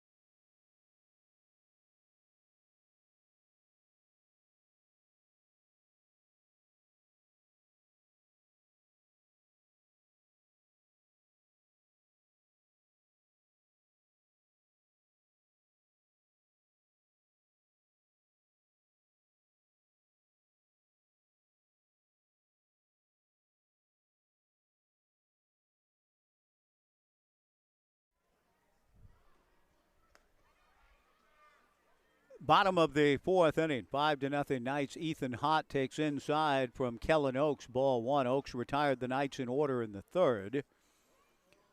The 1-0 pitch, a ground ball to short. Tyler Peterson looks it in, throws high, and he pulls the first baseman, Tolia, off the bag. Tolia's claiming, yeah, he pulled me off the bag, but I made the tag on the runner going by. Out comes Joey Wong. Joey feels as though he's gotten a bad shake from the umpires today. He won the opener even so, and he has no recourse to replay here in the West Coast League. Otherwise, that would have been one of those under review if there were sufficient cameras to provide that service. But here a throwing error on the part of Tyler Peterson. Ethan Hott aboard, the second error for Bend. Tai Yukamoto, the batter, he bunts up along third, foul. No balls and one strike. 5-0 Knights in the fourth. Ethan Hott aboard on the throwing error by Tyler Peterson. Tolia did a good job to rise up and make the catch and then attempt the tag on Hott running by. Joey Wong and Tolia convinced that that did occur, but the umpire thought otherwise. And now the pitch on the way to Yukamoto. High and away, ball one, 1-1. 5-0 Knights, bottom of the fourth in the rubber game of this three-game series. Walla Walla hitting town to begin a three-game series tomorrow. The 1-1 pitch with a runner going, swung on and fouled away. Ethan Hott a head-first slide into second just to make sure. The count 1-2. Good to see Julie and Alexis Cerna in the ballpark tonight, taking in a Corvallis Knights game. Alexis, the director of Beyond Football. Julie, a former outstanding athlete here at Oregon State. The 1-2 pitch missing high and away, ball 2, 2-2. Part of the crowd on this Friday night Big League Chew trading card giveaway night. 2 balls and 2 strikes to Tai Yukamoto. 5-0 Knights in the bottom of the fourth. Kellen Oaks delivers, swung on and fouled back. Boy, I didn't care a bit about the gum and the trading cards. They didn't have Big League Chew back in my day when I was collecting baseball cards at a fervent pace in the late 60s and early 70s. Go into the store with my dad, come out with a pack of cards. Tammy, my sister, can I have the gum? Yeah, here you go. I didn't care about that. One hopper to the shortstop, Peterson. Feeds Elijah Jackson for one and on to first for the double play. So Joey Wong feels as though poetic justice has been served. Yukamoto bouncing into the 6-4-3 double play, 2 down, and Tyler Quinn the batter. Tyler has walked and singled home a run. Kellen Oakes and Justin Sukata the battery for Bend. Zach Tolley at first, Elijah Jackson at second, Tyler Peterson at short, Cody Watanabe at third, Trey Nelson in left, Stephen Meyer in center, Ryan Christensen in right. The first pitch to Tyler Quinn, a fastball up and in, ball one. Weren't those the greatest days of all, collecting baseball cards? I want to break into an old country music song here in a moment if I'm not careful. The 1-0 pitch missing high, ball two, 2-0. Do you remember these? The Statler brothers take your pick. There's a lot of them along in that vein. The 2-0 fastball high, ball 3-0. Those were the great days, though. Looking forward to who you're going to get. I remember one year my parents bought me the full set, and that was no fun. You got to collect them along the way, pack by pack. The 3-0 pitch, a strike, and the count 3-1 to Tyler. 5-0 Knights, bottom of the fourth, 2 outs and nobody on. Never did open a pack and see Sandy Koufax, but was always looking for him. The 3-1 pitch, down and away, ball 4. Tyler Quinn draws a 2-out walk, and the Knights hope to do what they did back in the second inning. With 2 outs and nobody on, rose up for 2 runs. That'll bring to the plate Sam Stem, who's been hit by a pitch and scored and had a ground rule double in the second. The thing I remember most about the baseball card collecting days was my dad's willingness to say yes every time. In Hacienda Heights, California, a little liquor store. I call it the liquor store, but it was a convenience store, a 7-Eleven type place. And we stopped there fairly often. First pitch missing to Sam Stem, and now Quinn goes. The 1-0 pitch is high. The throw to second, not in time. Tyler Quinn with the stolen base. He's in scoring position now for Stem. Dad, can I get a pack of baseball cards? Yes. He never said no. And it was at that store, I can remember walking in, the smell of the place, where the cards were. Dad always said yes, and I'd come out of there with a pack of cards.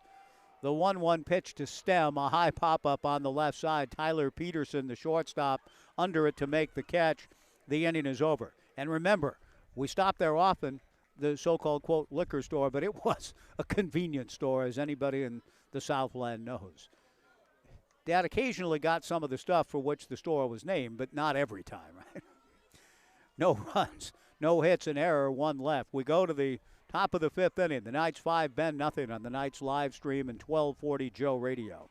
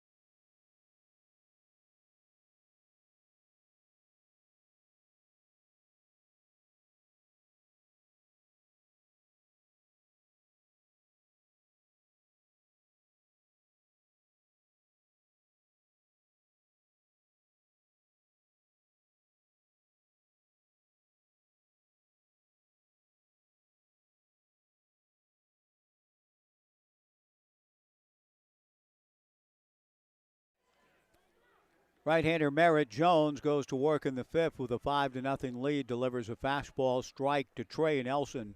Trey struck out in the second, 0-1 the count. Merritt back to the plate, good pitch running down and in under the hands.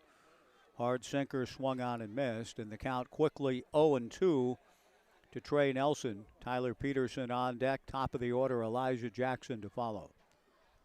Merritt strike two, breaking ball in the turf, 1-2 the count.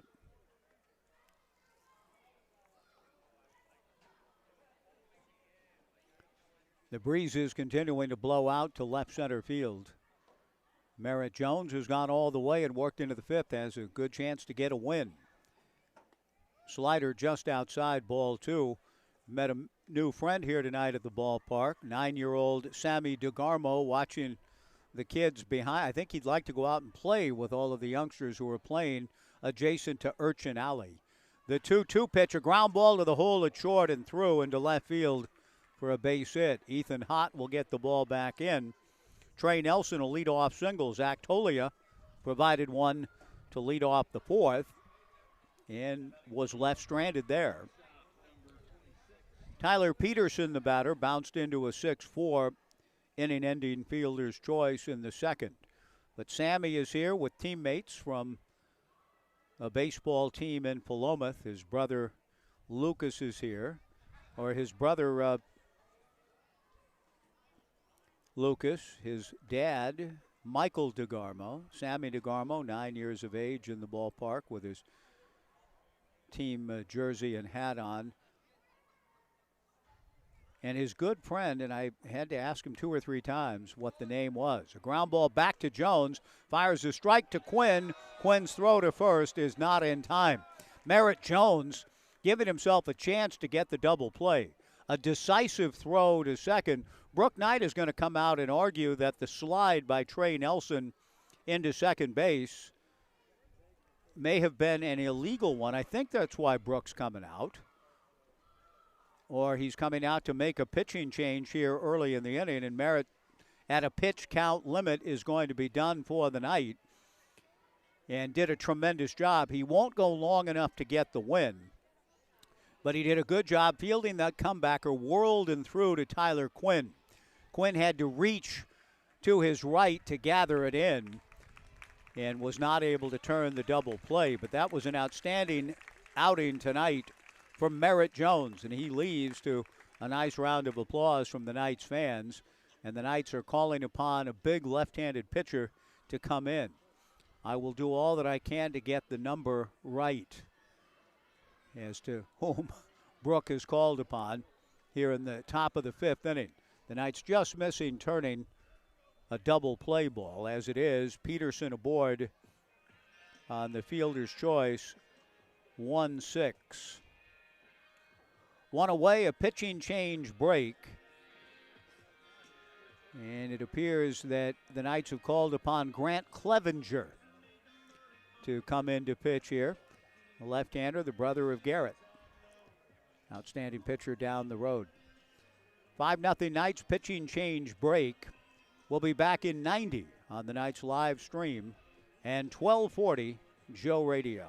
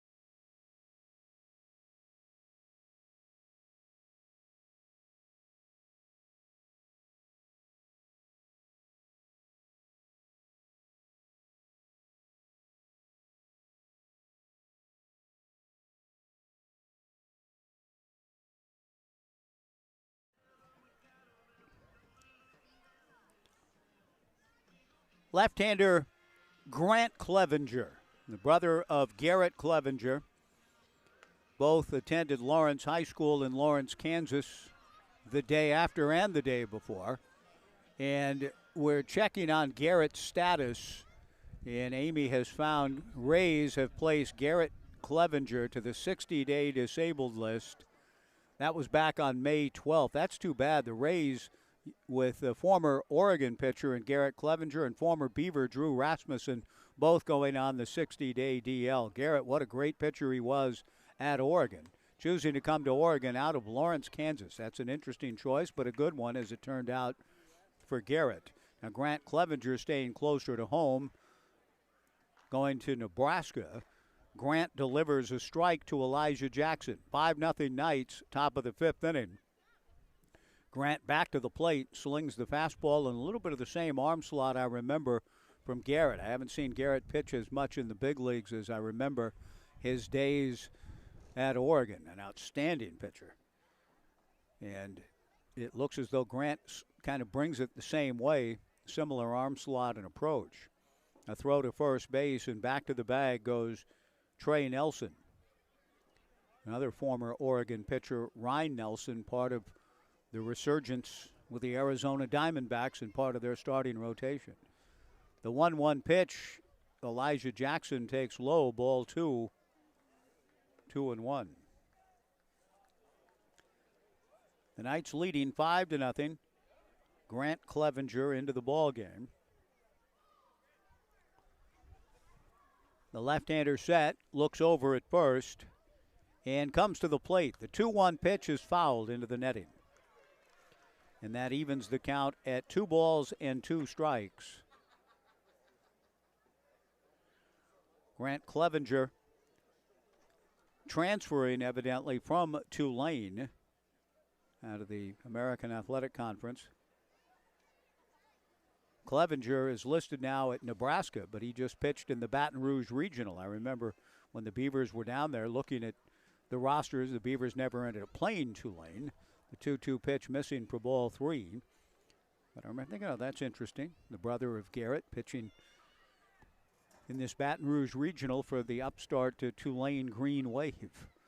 The 3-2 pitch on the way is low and away from Grant, ball 4. So here in the 5th, a leadoff single for Trey Nelson. Tyler Peterson aboard on the fielder's choice, 1-4. And Cody Watanabe, the batter, with the Elks trying to make a move in this one. Ben did a good job in Game 1 earlier today in the split-gate doubleheader, eradicating a 5-3 deficit to win 7-6, 2 in the 8th, 2 in the 9th. Grant to the plate. Fastball in there. Boy, that brings back memories not so pleasant for all of us involved with the Oregon State efforts against the outstanding left-hander Garrett Clevenger. That arm dropping into kind of a 3/4 slot. The 0-1 pitch, fastball, swung on and missed. Saw a lot of that down the road in Garrett's day at Oregon. 0-2 the count. Certainly hope for a full recovery for Garrett, as for our own Drew Rasmussen. 5-0 Knights. Rasmussen, an alumnus of the West Coast League. The strike 2 pitch, fastball just outside, and the count 1-2 from Grant Clevenger, facing the left-hand hitting Watanabe, who against Merritt Jones grounded to first and flied to center. 2 on, 1 out, top of the 5th. Brooke Knight and Bo Kearns dispatching a pitcher down to the bullpen in the left field corner here at Goss. Grant set, and the 1-2 pitch on the way, off speed, a ground ball wide of first, grabbed by Avila, who will take it to the bag himself. 2 down on the play.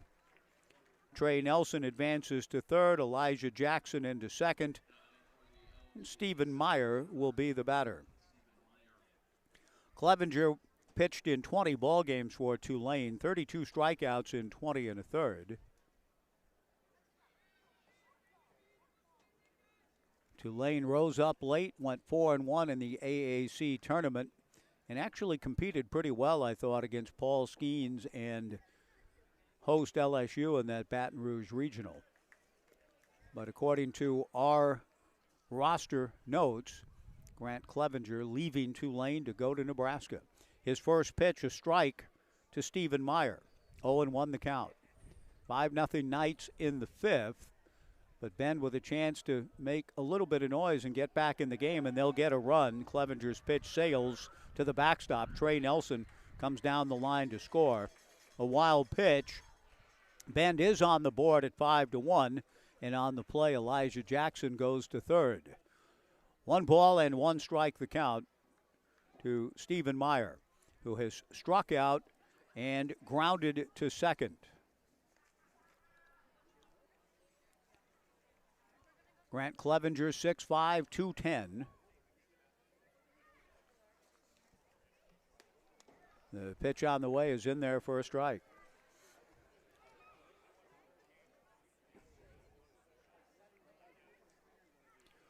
One ball and 2 strikes the count to the Old Dominion bound Stephen Meyer. Clevenger to the plate. Fastball sails on him. High and away. Ball 2. 2-2.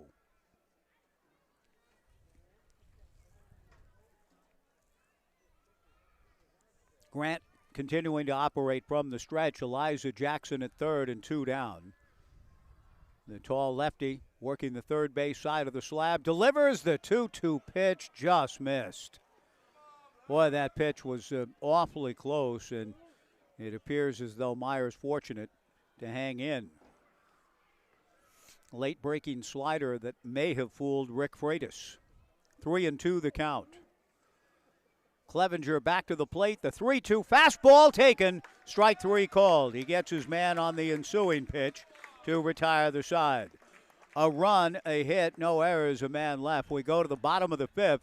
Ben gets on the board. Corvallis 5, the Elks 1 on the Knights live stream and 1240 Joe Radio.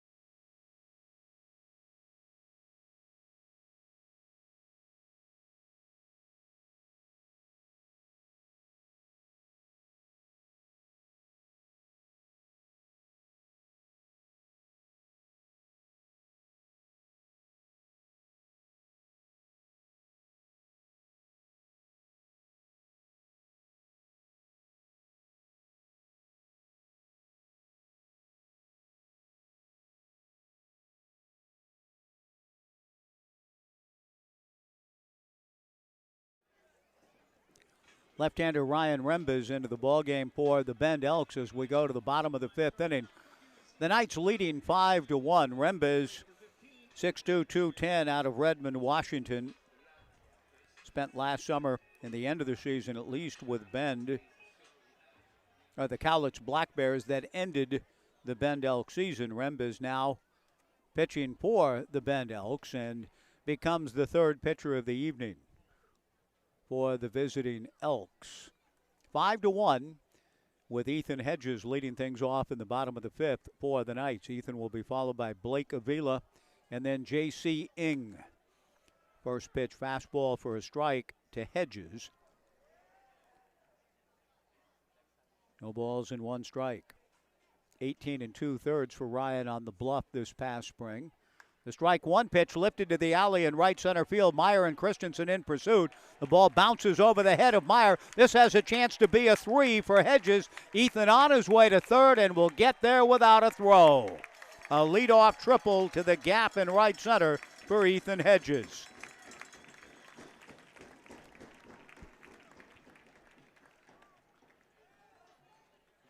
Michael DeGarmo, Sammy DeGarmo, Lucas DeGarmo, and their friend making plenty of noise. You might have heard the stomping of the feed moments ago. The friend of the DeGarmos, his first name, and I asked 3 times, and I'm asking the 9-year-old Sammy, Cormat. Is that correct? C-O-R-M-A-T-T, Cormat? The pitch to Blake Avila in there for a strike. 0-1 the count. That would be a new one on me. Cormac, yes, the great Cormac McCarthy, but Cormat? No. Never heard of it, but we have a Cormat in the house tonight. The infield in. The strike one pitch is looped into center field. Base hit. Ethan Hedges trots home. Blake Avila, an RBI single to center field. And the Knights lead it 6-1.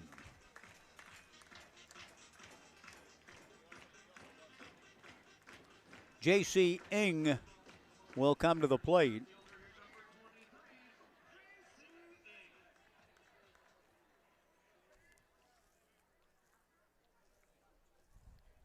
The left-hander, Ryan Rembes, has a look at Blake Avila at first, comes to Ng. JC takes low and away, ball 1. 1 ball and no strikes. 6-1 Knights getting the run back that Ben just plated in the top of the inning. Rembes back to the plate, and the pitch is low and inside. A late break from first from Blake Avila, and he's into second on the wild pitch. Well, the breeze is really picking up here in the bottom of the 5th inning. The Knights with another runner in scoring position with nobody out. Ng trying to pick him up. JC an RBI single in the first, struck out in the third. 2-0 the count to JC. Rembes to the plate and misses again. Ball 3, 3-0. Levi Jones, the on-deck hitter. The Knights in Walla Walla tomorrow night. The series continues on Father's Day, Sunday afternoon, and concludes Monday night. Then the Knights with a couple of more days off, Tuesday and Wednesday. The pitch to J.C. Ng, a strike, and the count 3-1.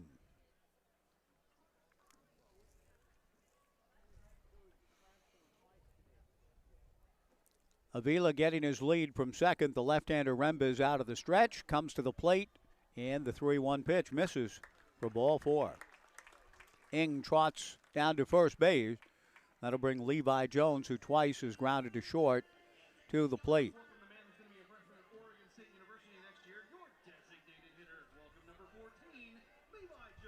2 on with nobody out and a run already in for the Knights here in the bottom of the 5th inning, leading 6-1.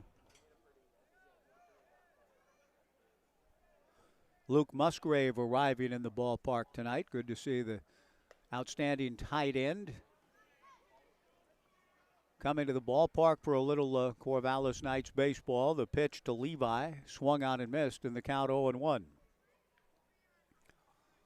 Levi on his way to Oregon State. Summering here with the Knights. Good slider in there for a strike, and Rembes ahead of the count 0-2 to Levi.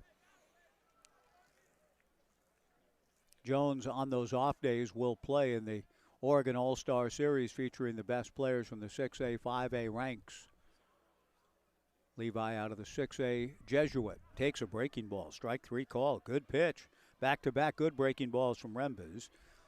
And Levi knows that he's going to see, with due respect to the outstanding high school competition he's faced, guys that'll be able to spin it with consistency and impressively in his days ahead. Cameron Rowe, the batter. Cameron is grounded to third and struck out. 2 on, 1 out, 6-1 Knights, bottom of the 5th. The pitch to Rowe, swung on and fouled back. 0-1 to Cameron.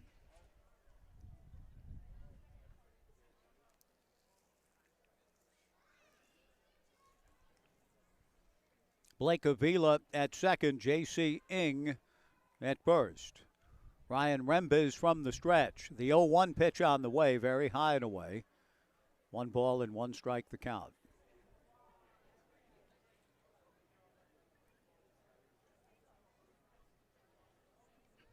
The Knights with 3 in the first, 2 in the second. They picked up another here in the 5th. The 1-1 pitch, breaking ball down and in. Justin Sukata keeps the ball close enough to prevent the runners from advancing. Good work on his part. The count goes to 2-1.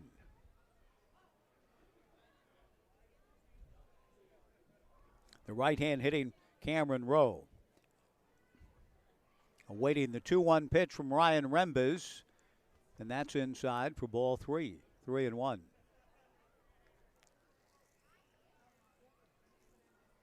One concluding thought on the baseball cards on this trading cards night at Goss. The one thing I didn't have any mind towards at all was the future value of the cards.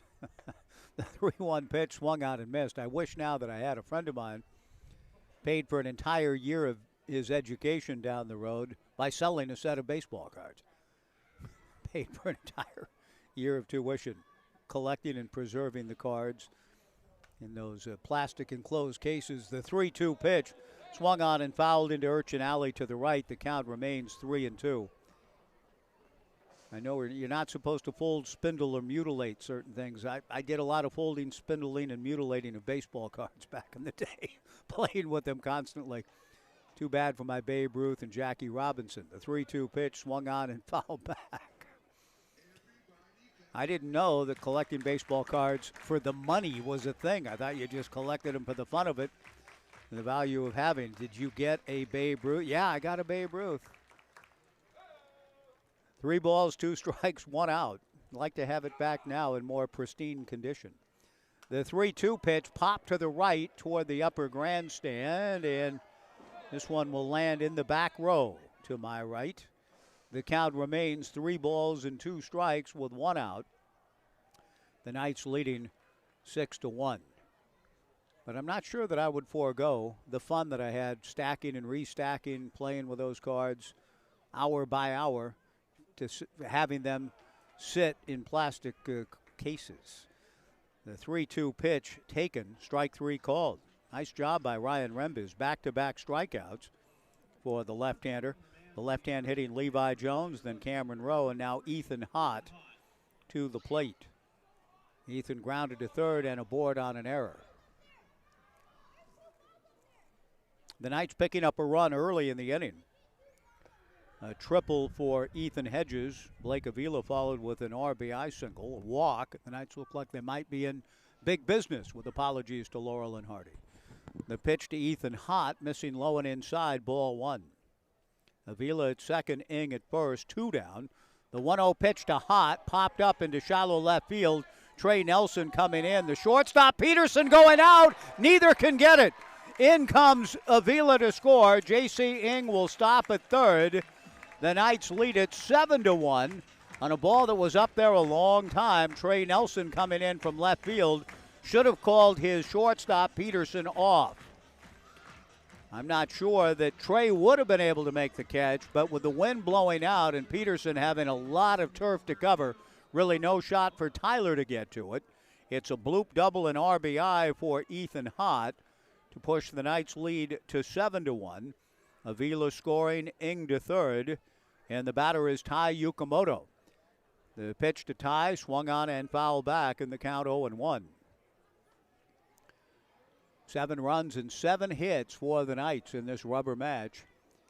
And that's a ball that, again, it's difficult. Trey Nelson probably should have tried to go get himself from left. Ground ball to second. Elijah Jackson fields and throws to first to retire the side. But the Knights get 2 more and add to their lead. We go to the 6th. The Knights 7, Bend 1 on the Knights live stream and 1240 Joe Radio.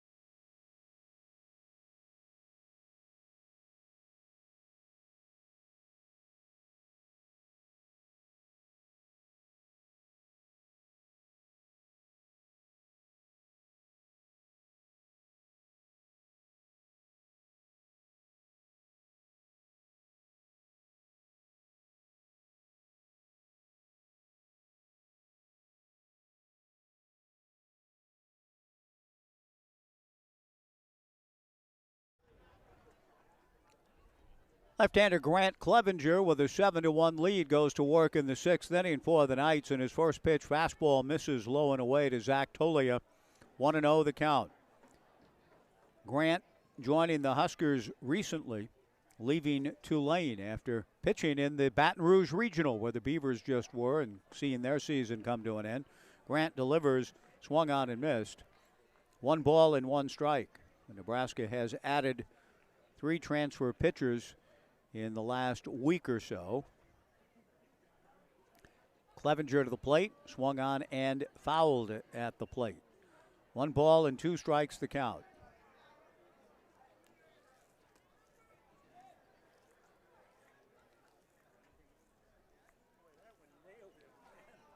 And the catcher, Cameron Rowe, with that foul ball coming, that really took a bite out of Cameron. Michaela, the team trainer, walking out from the Knights dugout on the third base side to take a look at Cameron's condition.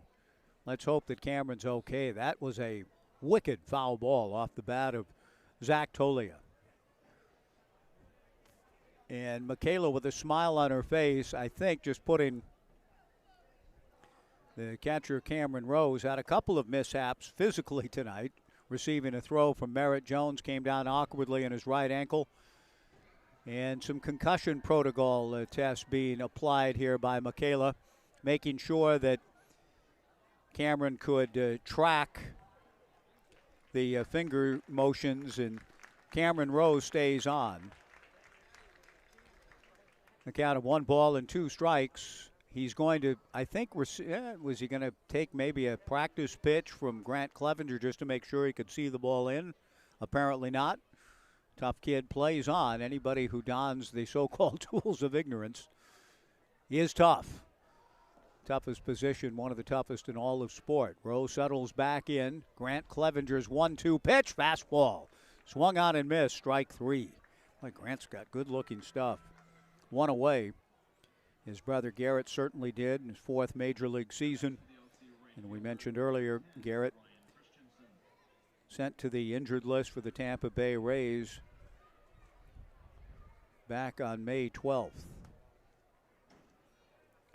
And wish Garrett full recovery. His teammate Drew Rasmussen going through 2 Tommy John surgeries, coming out of Oregon State, making his mark with Milwaukee, and was off to a brilliant start this year for Tampa Bay, and now he on the DL. A chopper back at first on the 1-0 pitch. And the count 1-1 to Ryan Christensen, who has walked and struck out. 7-1 Knights, top of the 6th inning. Bend winning the opener today, rallying to do so 7-6.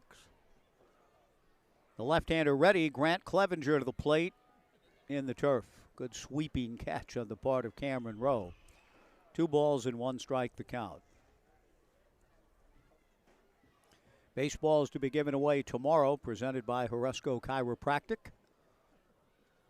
The 2-1 pitch on the way. Swung on and pulled foul in front of the Bend Elks dugout, the Gene Tanzelli dugout on the first base side here at Goss Stadium. Goss Stadium at Coleman Field, the oldest ballpark in America in continuous use since 1907. The 2-2 pitch, fastball foul back. Home plate has been in the same spot. It has, by analogy, a little bit of that, the Little House feel. I can't remember whom the author was of that book that we all loved as kids around the same time as collecting baseball cards at the liquor store. Reading The Little House. I can see the cover in my mind's eye. The 2-2 pitch on the inside corner. Strike 3 called. Grant Clevenger has struck out 3 in a row. The Huskers are getting a good one. And Ethan Thomas, who has walked and struck out, will come to the plate. The greatness of the book, and I can't remember the author, Margaret someone? I don't know. 2 down and nobody on for a pinch hitter now for Ethan Thomas. We got to try to identify whom this is with the number on the back. That isn't Ethan Thomas. And Bend is using a pinch hitter for Ethan. Clevenger to the plate. Big swing and a miss. And the count, no balls and 1 strike. That is excellent stuff. Grant Clevenger ahead of the count 0-1 and facing the pinch hitter Luke Ritter. The strike one pitch just inside. 1 ball and 1 strike the count. Luke Ritter pinch hitting for Ethan Thomas here in the top of the 6th. Hey, Paul. The 1-1 pitch swung on and missed. Huh? Bo Sylvester? Yes. What number is he wearing? 41? Okay, thank you. Bo Sylvester is evidently this hitter. Thank you. Thank you very much, Casey. A game of musical numbers. This is Bo Sylvester, who was not wearing 41 earlier in the series. He is now. He swings and lifts one to right field. Moving over is Sam Stem going back to make the catch. I've got Bo Sylvester wearing a 41. I thought I had him wearing a 3 earlier in the series, but he was wearing a 3 earlier. It's difficult. All things are. But it's okay, too. Thank you, Casey, for the clarification. Not Luke Ritter, but Bo Sylvester wearing number 41, flies to right. And the inning is over. Good inning for Grant Clevenger. We go to the bottom of the 6th. It's still the Knights leading the Bend Elks here at Goss Stadium at Coleman Field, 7-1 on the Knights live stream and 1240 Joe Radio.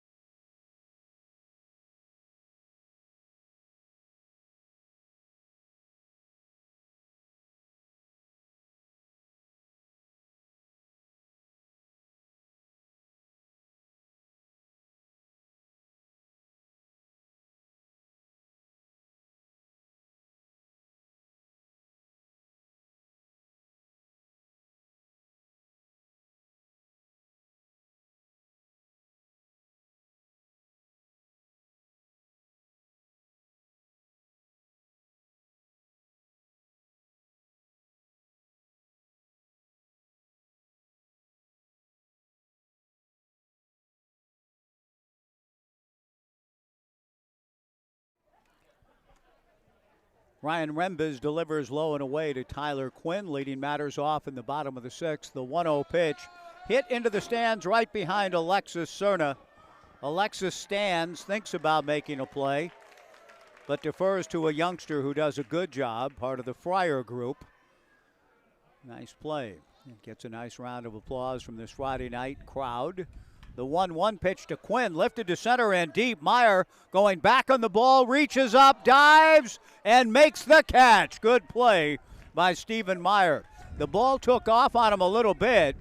Getting into second base, Tyler Quinn thought that he had a double, but the catch was made by Stephen Meyer. Quinn got to second, went into that routine. I'm not even exactly sure what players are doing when they're signaling back to their buddies in a dugout after doubles. Tyler thought he had one. Good catch by Meyer. The ball took off on him in the wind, and Meyer was able to stay with it and haul it in. Tough out for Tyler Quinn, who hit it well. Sam Stem, the batter, takes low and away from Rembes. Ball 1.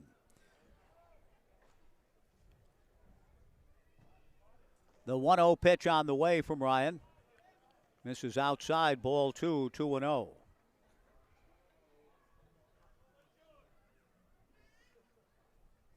Bottom of the 6th inning, 7-1 Knights. The pitch on the way in there for a strike, and the count 2-1 to Stem. Hit by a pitch and scored a run in the first. A ground rule double in the second, popped to short in the fourth. 2 balls and a strike. Rembes back to the plate. Breaking ball hooked down the right field line in the corner. Ryan Christensen can't make the play, and the ball goes under his glove, rolls all the way to the warning track in the corner in right. That enables Stem to motor to third with a triple.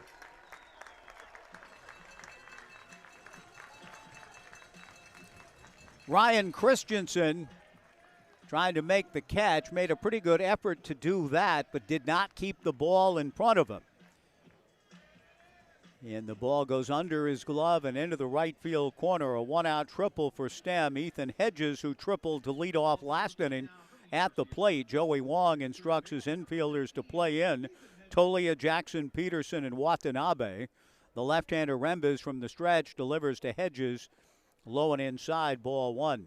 Ethan, a sacrifice fly in the first, aboard on an error in the second, tripled and scored in the fifth inning. Bottom of the sixth, 7-1 Knights against the drawn-in infield. Hedges takes a strike and the count 1-1. 7 runs and 8 hits for the Knights, a run and 2 hits for Bend. The infield pulled in for the southpaw Rembes, comes to Hedges and delivers strike 2, 1-2 the count. Blake Avila, the on-deck hitter. 1-2 the count. Rembes comes to the plate, away. Ball 2, 2-2.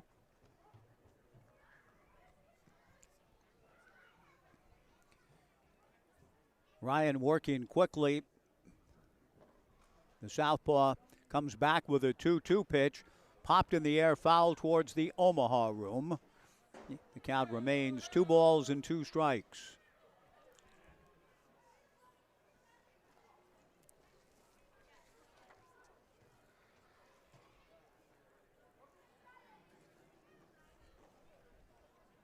The 2-2 pitch on the way from Ryan. Breaking ball grounded by the diving Tyler Peterson into left field for a base hit. Sam Stem comes down the line to score. An RBI single for Ethan Hedges. And the Knights lead it 8-1. 2 RBIs on the evening now for Ethan to go with the triple last inning. Blake Avila, the batter. Blake, an RBI base hit last inning to chase home Ethan Hedges. 8-1 Knights, bottom of the 6th inning. Rembes comes to the plate. There goes Hedges. The pitch is a strike. The throw to second is not in time. Hedges in with the stolen base. And now an RBI opportunity for Blake Avila.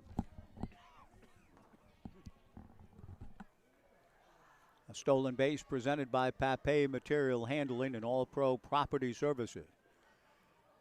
Under the lights at Goss Stadium at Coleman Field on this cool Friday night. Fastball in there for a strike. The count, no balls and 2 strikes to Blake Avila.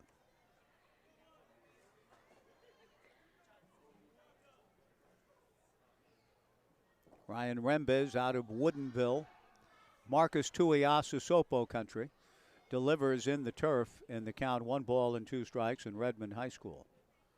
14 appearances for the Pilots with a save this past spring. 1 ball and 2 strikes. 8-1 Knights in the bottom of the 6th inning. Rembes from the stretch. And the pitch on the way in the turf. Good block by Justin Sukata. The count even, 2 balls and 2 strikes.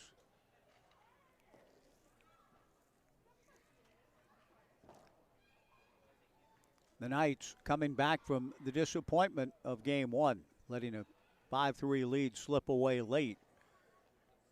Seeking to turn things around and get the series win. A throw to second base, not in time, but a pretty good move.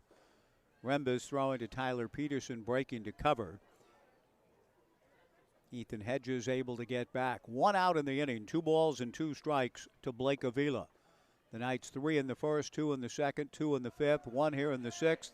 Hedges going to third. The throw dropped by Watanabe and not in time. And the Hedges with 2 more stolen bases in the inning. Now Blake Avila has a chance to drive in a run with an out. And Joey Wong again instructing his infield to play in.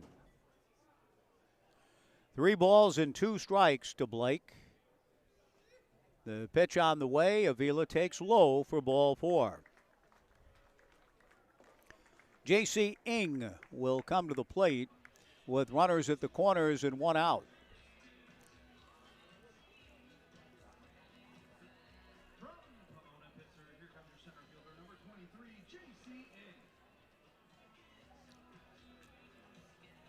The Bend infield will be a double play depth. J.C. Ing, who is an RBI single, struck out and walked, steps in and takes low and away, ball one, 1-0. Danny Sales, the pitching coach, and Joey Wong, the head coach, have a right-hander throwing in their bullpen. The numbers on the back of the Elks jerseys just about impossible to pick up from our vantage point here, adjacent to the McGrath family press box. But I can see that he's a right-hander. Can't discern the number. Blends in too closely to the jersey from this distance anyway. The 1-0 pitch missing, ball two, 2-0. Ing pops one up on the left side. Shortstop Tyler Peterson calls a step or two on the green in shallow left. 2 down, and Levi Jones will come to the plate, trying to give the Knights another run. They lead comfortably 8-1 in the bottom of the 6th. Levi is 0 for 3, is twice grounded to short, and struck out looking.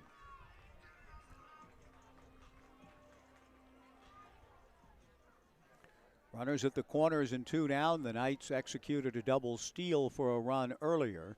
The pitch to Levi in there for a strike, 0-1 the count. Tyler Quinn and Sam Stem involved in that. Quinn coming in from third, Stem going to second. The strike one pitch, Levi takes strike 2. 0-2 the count to Jones. Ethan Hedges at third, Blake Avila at first. 8-1 Knights in the 6th, 0-2 to Levi. The left-on-left matchup continues. A breaking ball in the dirt, good block by Sukata. 1 ball and 2 strikes the count.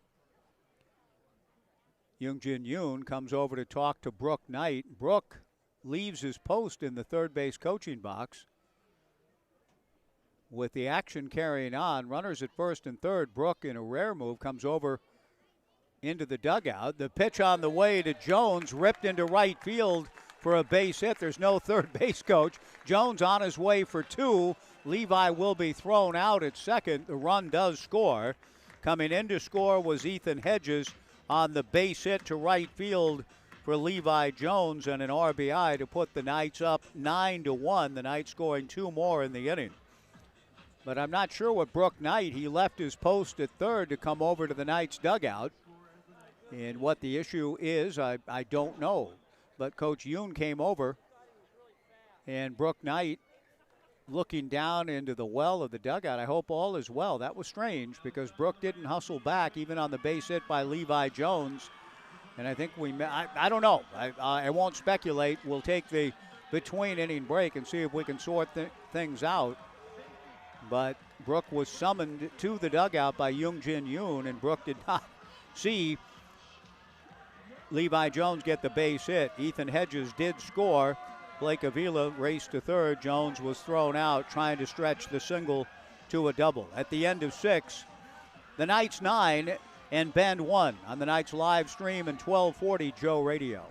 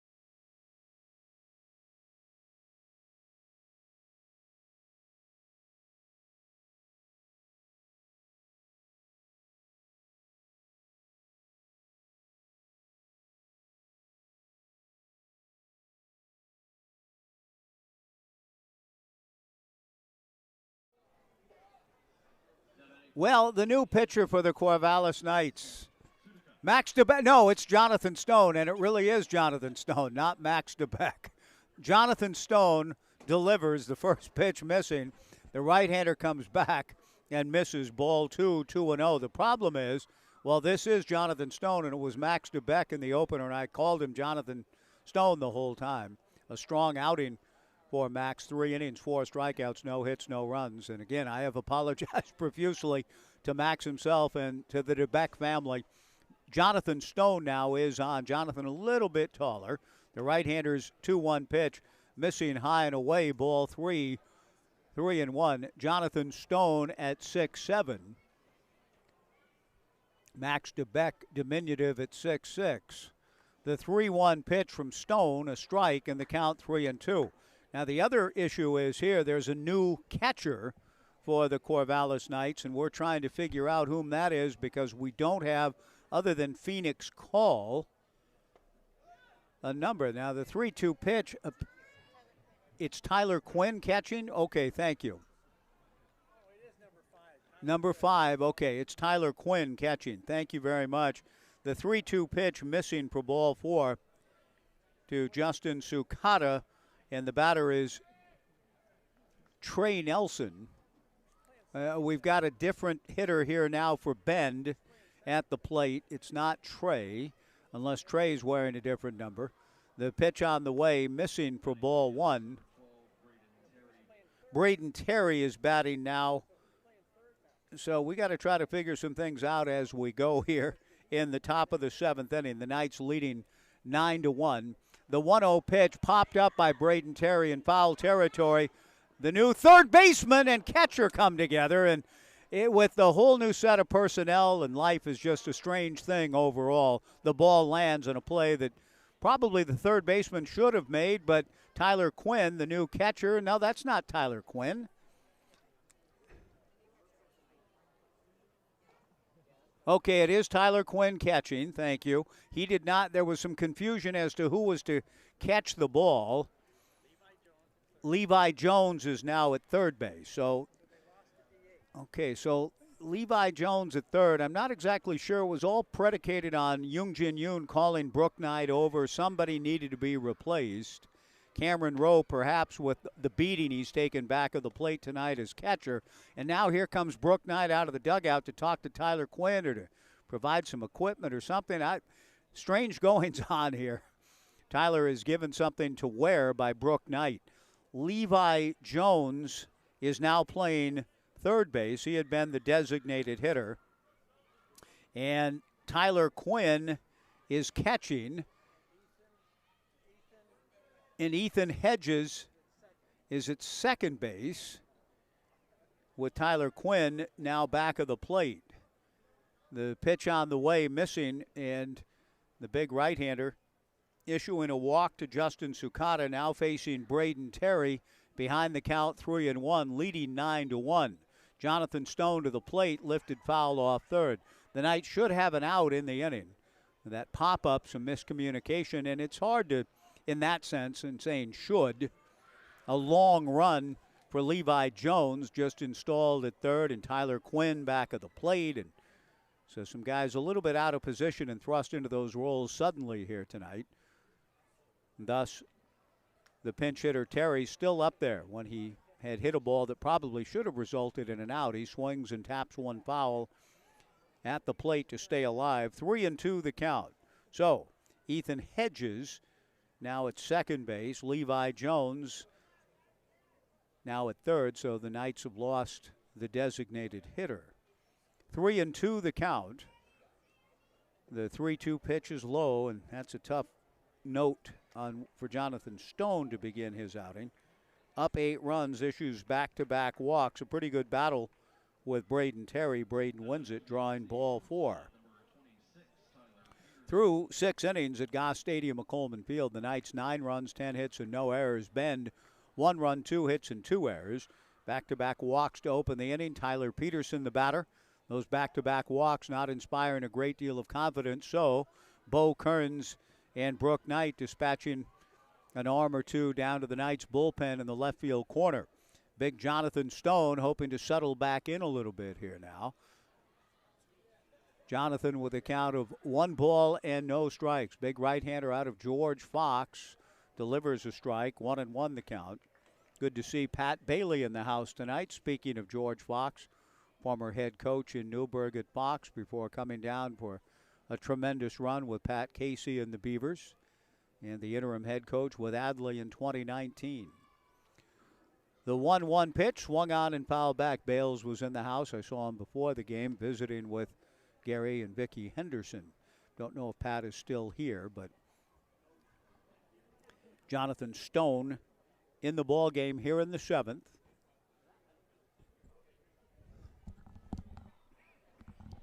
Issuing back-to-back walks to open the inning, but ahead of Peterson 1-2. Tyler 0 for 2. The strike 2 pitch misses away. Or the 1-2 pitch, pardon me. Now the count even. 2 balls and 2 strikes to Tyler Peterson. The outfield shallow. J.C. Ing, particularly in straightaway center field. The winds have died down a lot. In fact, can barely feel a breeze now. The 2-2 pitch, a ground ball to short. Yukimoto to Hedges for 1, on to first, double play. Joey Wong hates the call. Joey felt that his runner beat the throw, and for the second time today, Joey is very upset about a double play call against his team. He's arguing that, look, we got to catch a break, and he felt that his runner, Peterson, clearly beat the throw. Now, Joey's convinced that another poor call was made here against his club. Andrew Mervin ringing up Peterson on the 6-4-3 double play ball. On the play, Sukata goes to third, and now the base umpire, Andrew Mervin, shouting back at Joey Wong something. And Joey, somewhat reluctantly, gives up the fight and settles back into his post at third with Elijah Jackson, the batter. Stone delivers a first pitch breaking ball for a strike. 0-1 the count. 9-1 Knights, top of the 7th inning. Jonathan Stone trying to get through an inning wherein he walked the first 2 batters. Nice job in the second by starter Merritt Jones to walk 2, hit a batter, and get out of it. Ground ball to the left of Ethan Hedges. He ranges to his left, stabs at the ball, knocks it down, but has no play, and it's a base hit for Elijah Jackson. An infield single, and that brings home Justin Sukata. 9-2 Knights, and the batter is Cody Watanabe. Or is it? Nope, we've got a different hitter now. Cody is out.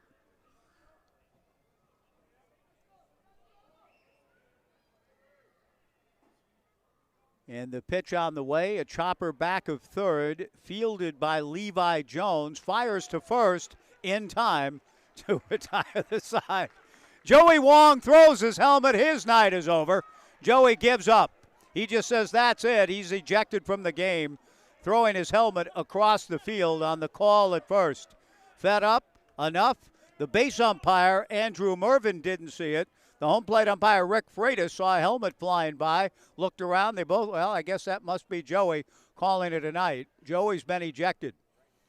With Andrew Mervin on a couple of bang-bang calls at first, both going against Bend here in the top of the 7th, and Joey just feels it's a continuation of what was going on in Game 1. And Joey is very upset by the 2 calls that went against his club in the inning, the double play ball and this one on the ground ball to third. Joey ejected, and we go to the bottom of the 7th. Ben does pick up a run. The Knights 9 and Ben 2 on the Knights live stream and 1240 Joe Radio.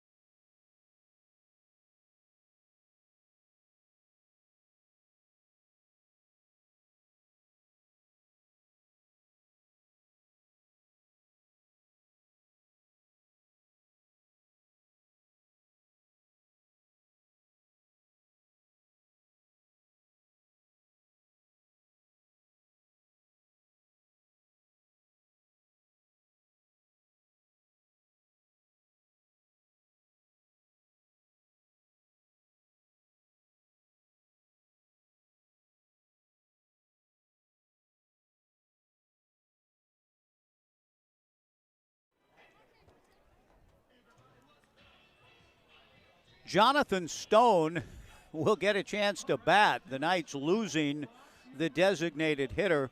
I imagine that Cameron Rowe, and without knowing all of the reasons,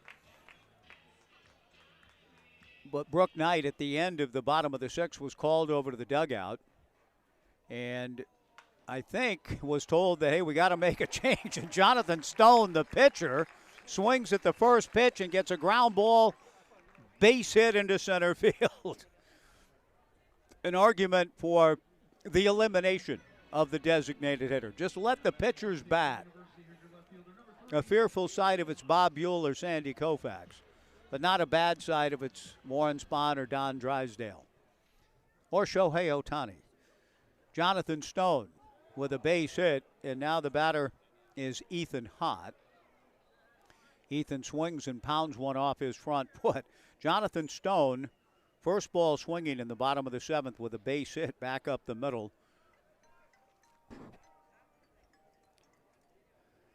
Against the new pitcher in the ballgame for the Bend Elks. Please go ahead and take care of them if you can, Jamison. I'm not sure what the call is about, but the strike one pitch, breaking ball, just misses. Text me, please, and the count 1-1.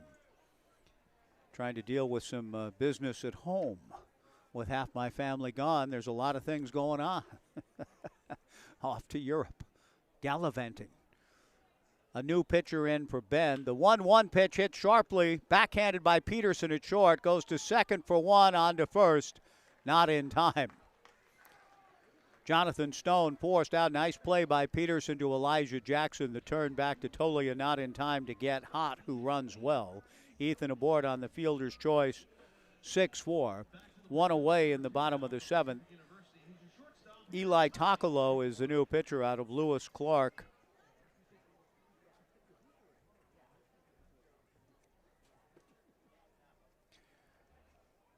And the first pitch is missing for ball one, 1-0 to Tai Yukamoto. 9-2 Knights in the bottom of the seventh inning. Takalo back to the plate and misses away. The count 2-0.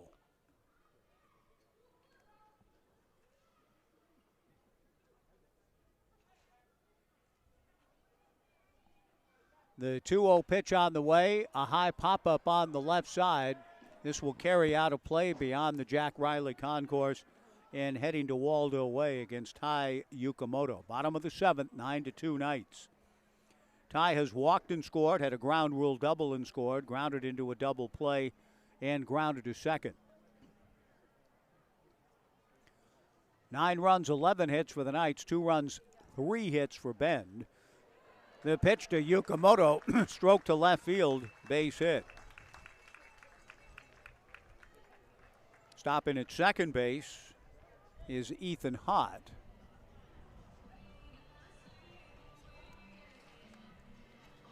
And that will bring to the plate, with runners at first and second, the Knights' catcher now, Tyler Quinn. Yukamoto slapping a single to left field. 2 on, 1 out. And the pitch to Tyler, a breaking ball in the turf, ball 1, 1-0.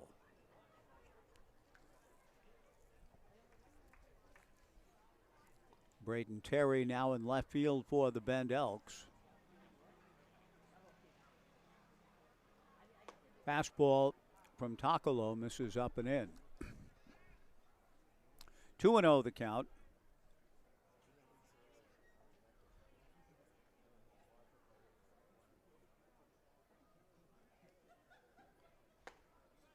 The right-hander Takalo back to the plate. And misses for ball 3. 3 balls and no strikes the count to Tyler Quinn, who has walked twice, had an RBI single, and flied to deep center. Tyler thought he had a double on a good catch by Stephen Meyer. The 3-0 pitch, a strike. And the count 3-1. Sam Stem on deck. Takalo to the plate, a soft liner caught by Elijah Jackson. No other play. for Elijah to make. 2 down, and Sam Stem comes to the plate. That brings up the Bulldog from Gonzaga, playing right field. Here's number 20, Sam Stem. Stem, a little bit of wiggle with his hips before stepping into the left side of the box. 2 on and 2 out. Takalo delivers in there for a strike. 0-1 the count.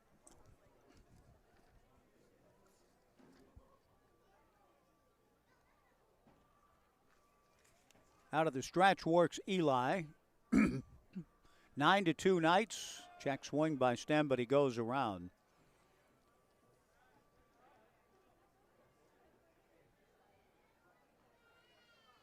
Eli from Brian Jackson country. Mike Coakley out of Napa. No balls and 2 strikes. Stem has been hit by a pitch, had a ground rule double and a triple. Good ball game again for Sam. He takes outside, 1 ball and 2 strikes.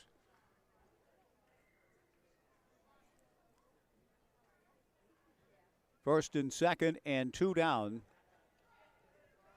Takalo ready, and the right-hander comes set, delivers. Swung on and lifted foul to the left and out of play.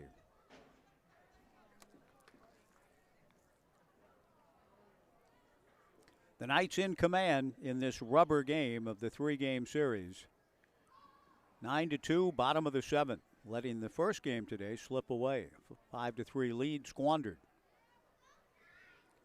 The 1-2 pitch on the way. Stem hits one slowly off the end of the bat, wide of third. The ball got to the shortstop instead, and the throw to first. Oh, no! The throw to first, they call him out. Brook Knight should throw his entire set of equipment out of the dugout. I mean, he's safe as can be. He is safe. He is safe as can be. You gotta call him safe. That's unbelievable.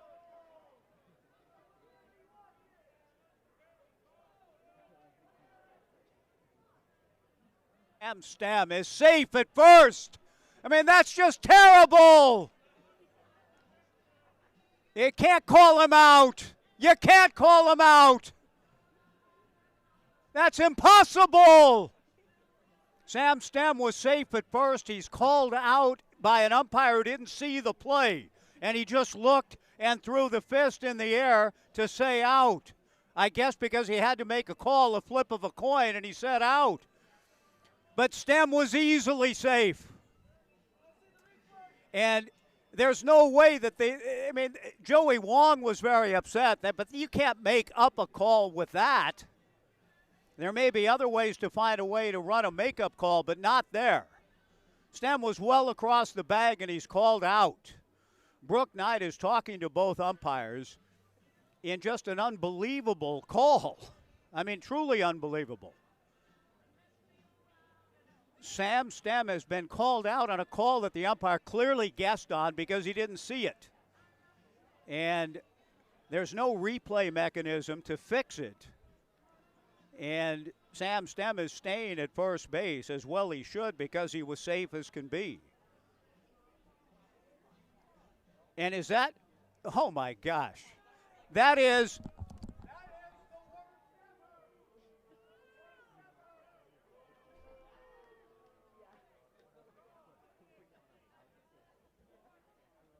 the worst call at a base I have ever seen. I mean, and it's not even close. So we go to the 8th. Stem denied a hit and a run. The Knights 9 and Ben 2 on the Knights live stream and 1240 Joe Radio.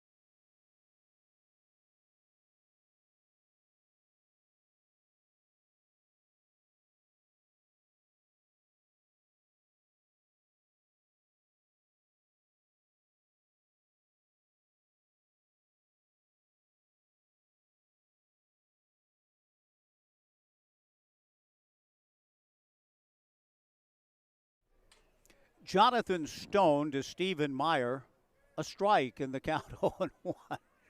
Top of the 8th inning. The 0-1 pitch off speed and down from Jonathan, the count 1-1. Jack Buck said once memorably, "I can't believe what I just saw." And that was on the Gibson homer in '88, but I'm going to reprise the same. I can't believe what I just saw. The 1-1 pitch up and away, ball 2, 2-1 to Stephen Meyer. The poor umpire, Andrew Mervyn, looked and guessed wrong. The 2-1 pitch pounded foul at the plate in the count 2-2. When Mervyn turned, it was clear that he didn't see the play at first base. And why the home plate umpire, Rick Freitas, couldn't overrule and say safe, "Hey, I saw that your head was turned away from the play. It's your call, yes, but you didn't see it," and the guy was safe. He was as safe as you can possibly be safe. The 2-2 pitch on the way, taken down and in, ball 3. Now, there wasn't any ambiguity in it. I mean, Lawrence Olivier, is it safe? Is he safe? Is it safe? Is he safe? Is it safe? Is it safe? You know, Dustin Hoffman had no answer. The answer would be yes, it's safe, he's safe.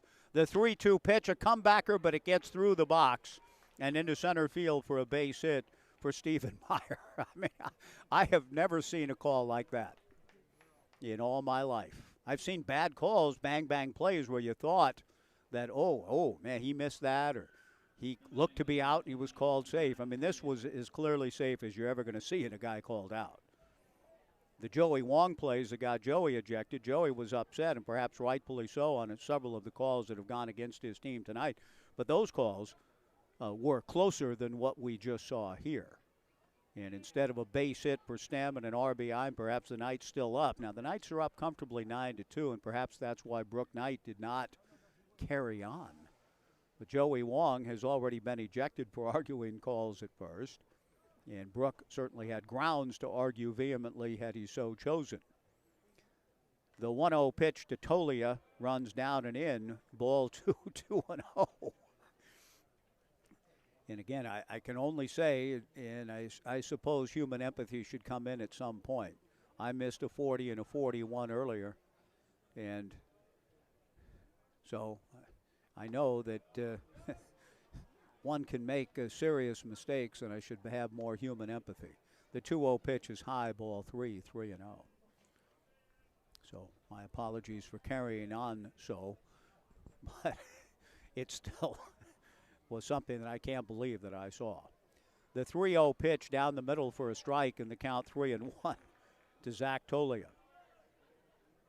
9-2 Knights, top of the 8th inning. The breezes have picked up a little bit again, blowing out towards left center. On a day that began gloriously, runner goes, pitch is swung on and missed. The throw to second is not in time. Meyer, with his club down 9-2, able to steal second. Looks like Cole Stringer now coaching at first base, with Tyler Hollow moving over to third. 3 balls and 2 strikes to Zach Tolia. Jonathan Stone, with a balk called evidently on Stone, called by Andrew Mervyn, and Brooke Knight is getting clarification and seems to nod assent to the call. Meyer balked to third. Stone ready. Jonathan delivers high, ball 4.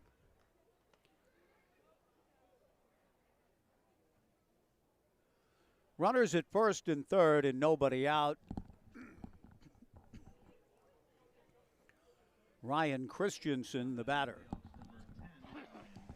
Bo Kearns asking for time and will stroll slowly out to the mound.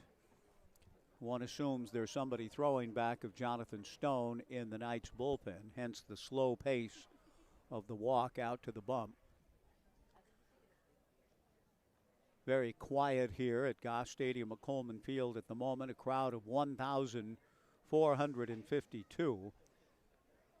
Big Jonathan Stone towering over Bo Kearns as the two visit.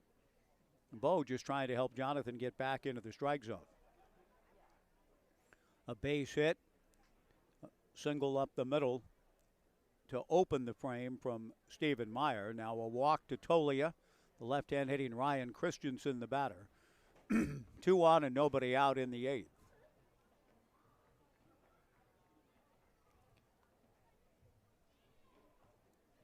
Bo Kearns walking slowly back to the Knights dugout.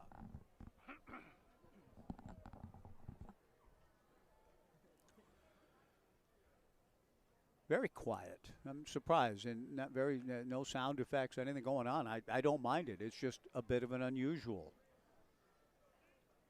sound at ballparks these days. Ryan Christensen at the plate. Out of the stretch works Jonathan Stone, delivers way outside, ball 1, 1-0.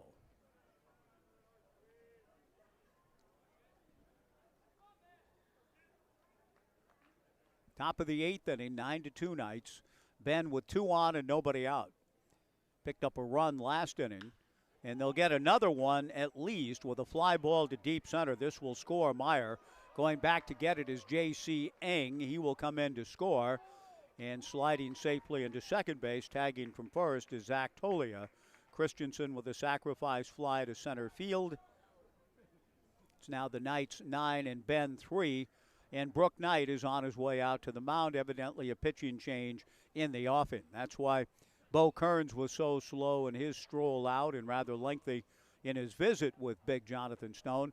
Brooke looking up even a little bit more than Bo Kearns was to the big right-hander Jonathan Stone, who will come out. We'll see a new pitcher coming in for the Corvallis Knights. We will try to identify him properly as we continue here in the top of the 8th after a pitching change break.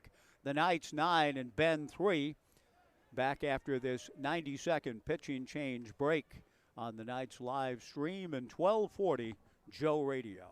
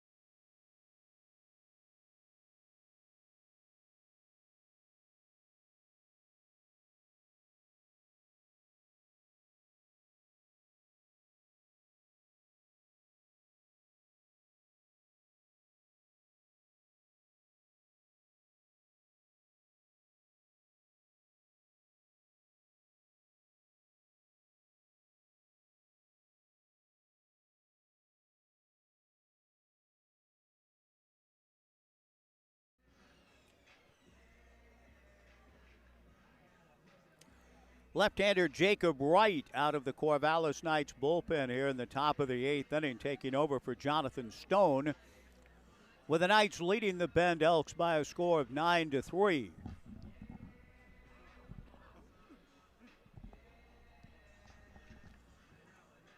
Jacob out of Cal Poly, went to Paso Robles High School, was born in Montebello.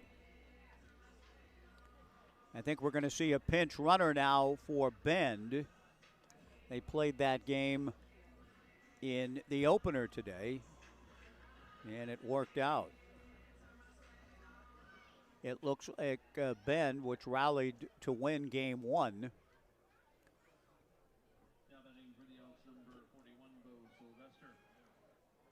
We'll see about a runner. Nope, it is Tolia. He stays in the game, pardon me. A run in with Meyer scoring on the sacrifice fly. Tolia returning from the dugout out to second after the pitching change break. Jacob Wright to the plate. A hard-throwing left-hander's fastball high and inside to Bo Sylvester. 1-0 the count. Jacob appeared in 8 games for the Mustangs this past spring. Started 5, 2-1, an ERA of 6.27, 30 strikeouts in 18 2/3. The 1-0 pitch rolled slowly foul up along third. The count 1-1.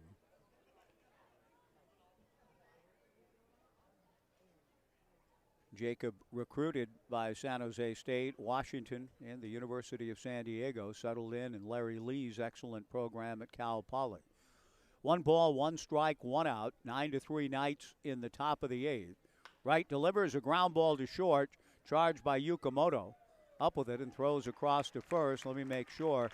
Yeah, he's called out. 2 down on the play. Tolia advances to third.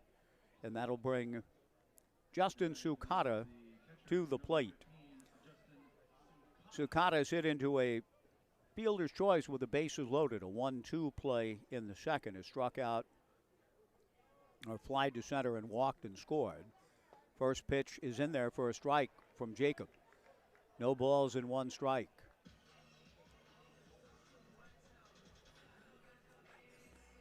Jacob working the third base side of the slab. Some music emanating from the McGrath family press box. Brooke Knight wanders out, looks up to the box. Base umpire turns and says cease and desist. And the music does stop. Jimmy Durante didn't order it so. The strike 1 pitch on the way from Jacob. Fastball sails up and away. The count 1 ball and 1 strike. 2 down, top of the 8th inning. A run in for Bend. The Knights leading by a score of 9-3, looking to win the series. Jacob to the plate, way outside, ball 2. 30 strikeouts in 18 2/3 for Jacob at Cal Poly. He did walk 21. But certainly a lively arm for the lefty, who comes back to the plate and delivers a strike.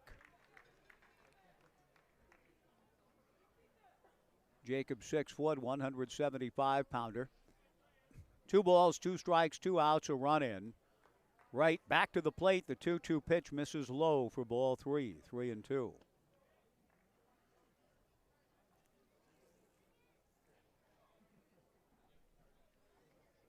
Jacob trying to end things here in the top of the 8th, delivers 3-2. Good stab by Tyler Quinn, preventing a wild pitch way outside for ball 4. Sukata drawing the walk. That'll bring to the plate Braden Terry, who drew a walk last inning.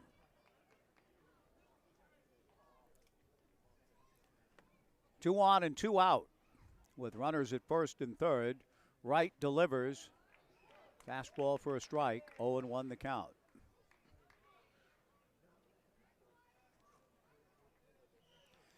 It looks as though, just judging by the sky and the view from the vantage point here, as we look southeast from our perch, the strike 1 pitch down and away, as though we may have a rather beautiful sunset tonight.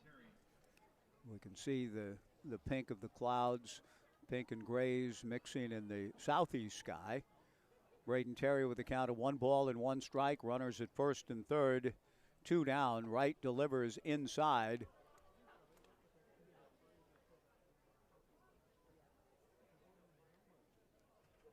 Two balls and 1 strike the count here in the top of the 8th inning. The Knights leading 9-3. Jacob Wright set. The lefty to the plate. Swung on and foul back. 2 balls, 2 strikes, 2 on and 2 out with a run in. Jacob Wright following Jonathan Stone, Grant Clevenger, and Merritt Jones to the hill tonight in this rubber game.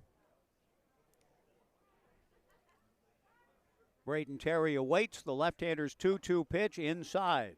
Ball 3, 3-2.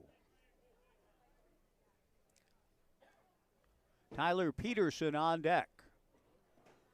The Knights hoping not to be fooling around too much with this. They lead 9-3, but the 3-2 pitch is sliced down the left field line. Ethan Hott on the move. The ball will land in foul territory. And the count will remain 3 balls and 2 strikes. But Bend showing some signs of life here in the last couple of innings, and if they can load up the bases on perhaps a potential ball 4, then they've got a shot to get right back in the game. It's 9-3 in the 8th inning. Jacob Wright trying to execute a different plan. The 3-2 pitch on the way, slap foul past Tyler Hollow, and the count remains 3 balls and 2 strikes. The runner, Justin Sukata, with the liberty to go on the 3-2 pitch. We'll try it again. 3-2, 2 down. The Knights have controlled the ball game, scoring 3 in the first and 2 in the second. 2 more in the 5th and 2 in the 6th. 3 balls, 2 strikes, and 2 outs. And again, the pitch on the way, swung on and fouled back.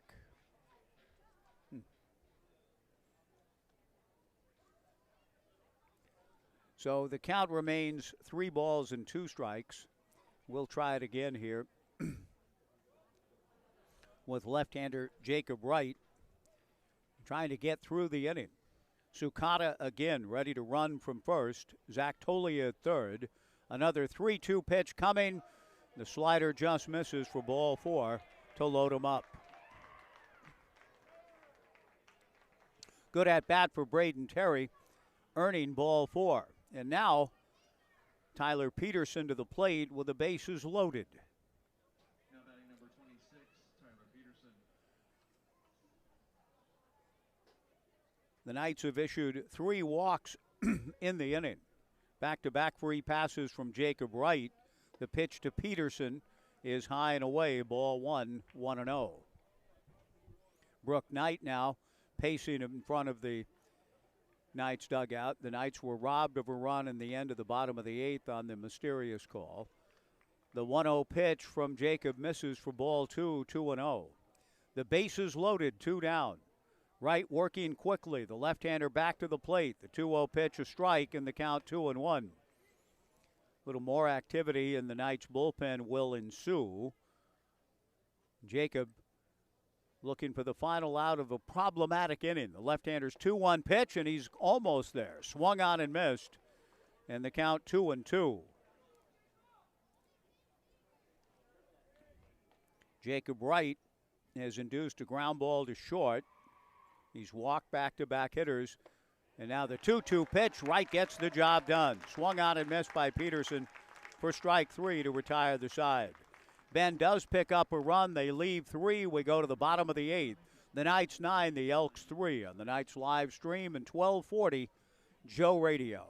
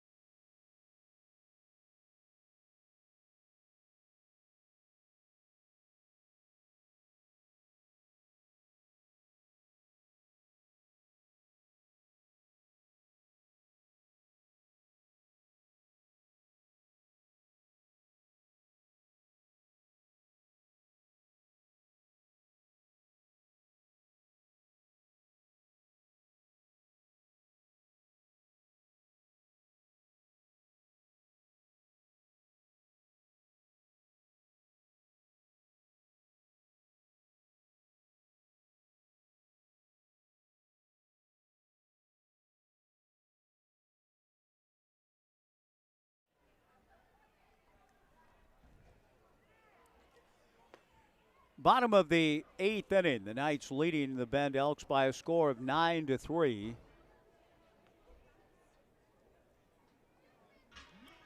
It'll be Ethan Hedges to lead things off for the Knights. Ethan will be followed by Blake Avila. Welcome up now from USA and then J.C. Ing.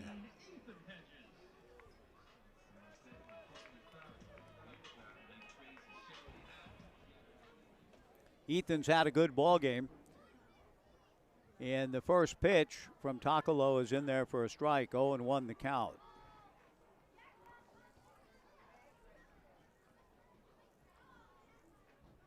Ethan, a sacrifice fly in the first inning, looks at a breaking ball for a strike in the count 0-2.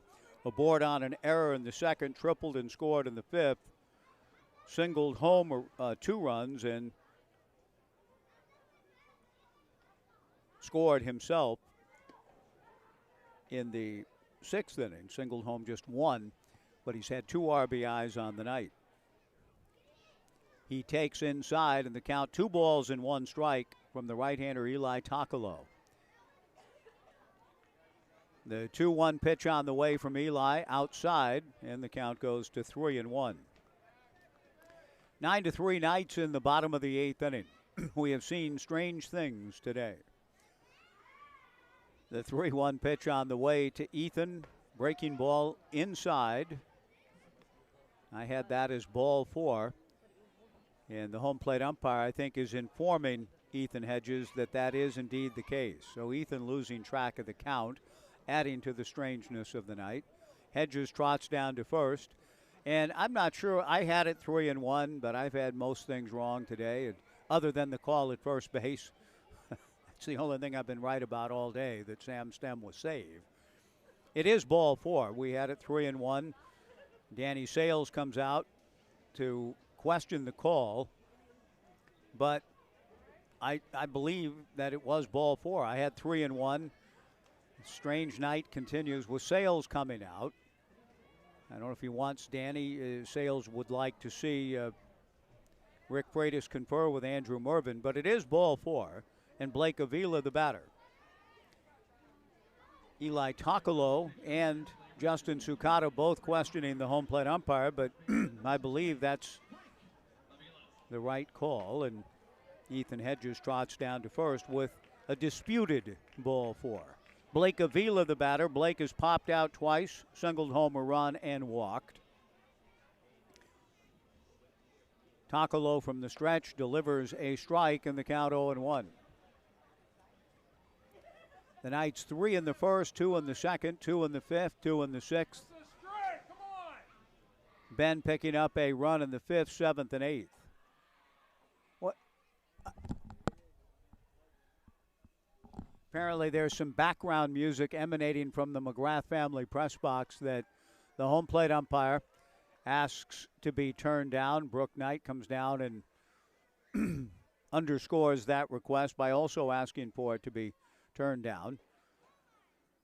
No balls and a strike, the count to Blake Avila, who swings and hits one sharply, and the ball, I think, might have gone off the umpire into shallow center field for a base hit. Ethan Hedges motors to third.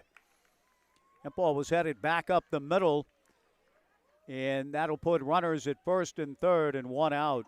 J.C. Ing, the batter. And I'm going to ask Andrew or Casey, I'm not sure who's on, if you saw on the screen, did that hit the umpire going back up the middle? Guys, did you see that on the live stream? I don't have a monitor here at my disposal. Did it hit the umpire, the bag going back up the middle? It deflected off something, and instead of a possible double play ball for the Bend Elks, it's a base hit for Blake Avila, the Knights' 13th hit of the night. The batter is J.C. Ing. Ing takes outside, ball 1, 1-0. First and third, nobody out. Takalo to the plate and hits J.C. Ing to load him up. Levi Jones will come to the plate. Bases loaded, nobody out.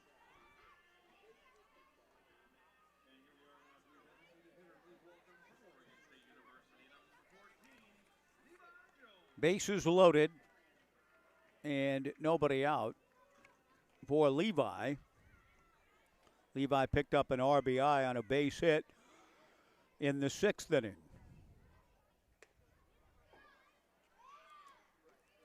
First pitch missing for ball 1 to Levi. 1 ball and no strikes. Takalo back to the plate. The 1-0 pitch missing for ball 2, 2-0.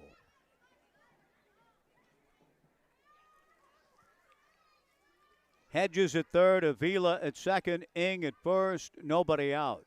The 2-0 pitch on the way, that's inside for ball 3. 3 balls and no strikes. Eli against the world with no one throwing in the bullpen for the Bend Elks here in the bottom of the 8th. Ben winning the middle game of the series in the opener of the doubleheader earlier today. The 3-0 pitch is high and away, ball 4 to force in a run. The Knights lead at 10-3. Ethan Hedges coming down the line to score. The bases remain loaded. And Jonathan Stone got a base hit as a pitcher. And now Jacob Wright gets a chance to hit for himself. Stone went after the first pitch and got a base hit. So does Jacob Wright. At least goes after the first pitch and drives it into the alley all the way to the base of the fence. Avila scores, J.C. Ing scores, and Jacob Wright pulls into second. Knights pitchers are 2 for 2. A 2-run double for Jacob Wright. And the Knights lead it 12-3. With Jacob Wright driving in 2 with a double to left. Ethan Hott, the batter. Danny Sales on his way out to the mound. A right-hander has gotten up and begun to throw just in the last few moments for Bend. The Knights have opened up a 12-3 lead in the rubber game of the series. Ethan Hott, the batter, runners at second and third and nobody out. Well, good work by the Knights pitchers, Jonathan Stone and Jacob Wright, both attacking first pitches. Stone a base hit, Jacob Wright a 2-run double. Sales for the moment will stay with Takalo. With Ethan Hott, the batter, runners at second and third and nobody out. 12-3, the Knights in front on their way to a series win, and will continue the homestand tomorrow night. Baseball giveaway night be among the first 250 fans as Walla Walla comes to town. The first of a 3-game series, 6:35 tomorrow. A wild pitch to the backstop, starting to come down the line was Levi Jones. He put the brakes on, headed back to third, and halfway to second base, or to third base, Jacob Wright put the brakes on. Takalo received the throw and slapped the glove down as if to make a tag on a runner that wasn't there. The pitch is swung on and fouled back into Urchin Alley. Not much action in the alley here tonight in game 2. 1 ball and 1 strike to Ethan Hott. 12-3 Knights, bottom of the 8th. Takalo delivers. Breaking ball, a cue ball hit slowly by the mound. This will score Levi Jones. The throw to the plate is not in time. A barehanded try by Tyler Peterson and a good effort by Tyler. But Jones comes in to score. An infield single and run batted in for Ethan Hott.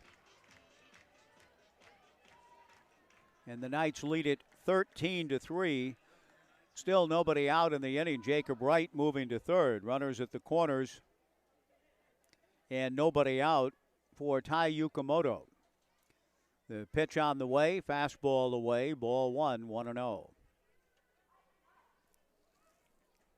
13 runs and 15 hits for the Knights. Ethan Hott, who was 0-2 last night, has 2 more RBIs, and Yokomoto's going to get himself another one. A line drive to right, dropped by Christensen, and Jacob Wright comes down the line to score, and the Knights lead it 14-3. A force out at second base on Ethan Hott with the ball dropped in right field by Christensen. It'll be a sacrifice fly or a fielder's choice. I'm not quite sure what the scoring will be. I guess it's a fielder's choice. Run batted in, 9-6 for Yukamoto. the first pitch missing to Tyler Quinn as the quirkiness of the day and night continues under the lights here at Goss Stadium at Coleman Field. The 1-0 pitch is slap foul down the right side. 1 ball and 1 strike to Tyler Quinn. 14-3 Beavers. They scored 5 Knights, I should say, here in the bottom of the 8th inning. That sort of slip of the tongue, is inevitable from time to time. The 1-1 pitch, breaking ball away, and the count 2-1. The Knights leading 14-3 with a 5-run bottom of the 8th inning. Yukamoto not being held on at first. Tyler Quinn takes high, and the count goes to 3-1.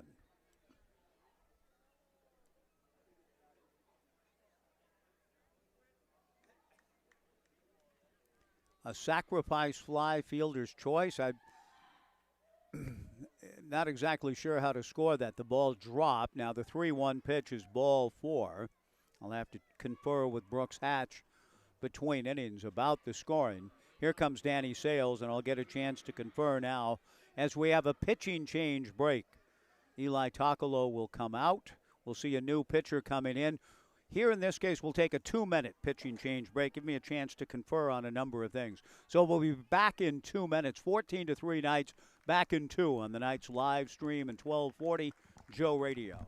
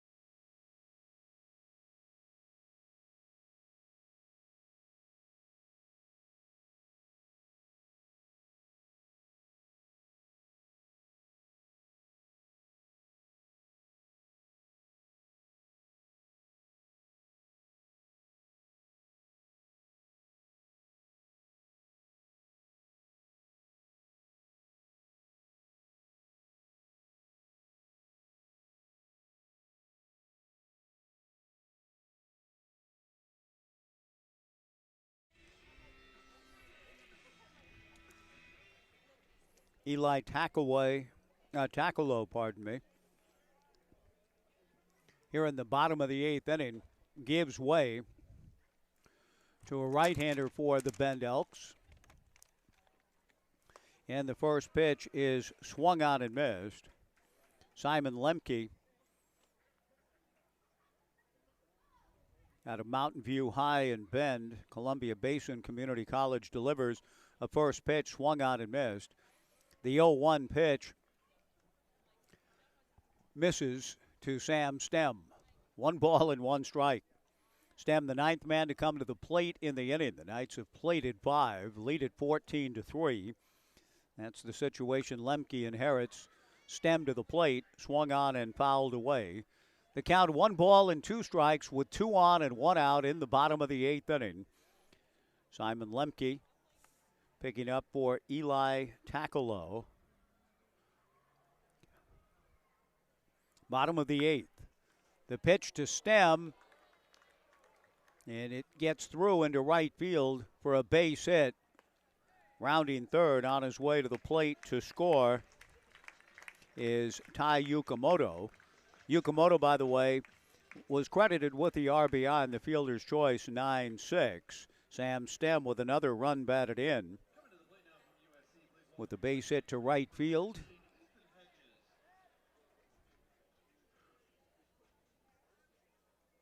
Or an error, I should say, charged to the first baseman, Tolia. And no run batted in thus for Stem. The batter is Ethan Hedges, who began the inning drawing a walk. Ethan takes outside, or strike one. The 0-1 pitch swung out and missed in the count 0-2. 15-3 Knights, bottom of the 8th inning. Runners at the corners and 1 out. 0-2 to Ethan Hedges. Simon Lemke out of the stretch. The strike 2 pitch got him swinging with a breaking ball. Well, evidently not. Now the count is 1-2. I was looking at the scoreboard. Tough night in a lot of ways. Long day at the ballpark. First and third, 1 out. The 1-2 pitch on the way. A ground ball slowly to Elijah Jackson. Shovels to Peterson for 1. On to first for a double play. And the inning is over. Hedges grounding out into the 4-6-3 double play ball. We go to the 9th. The Knights get 5. It's the night, or 6 runs, pardon me. It's the Knights 15 and Bend 3. Back after this on the Knights live stream and 1240 Joe Radio.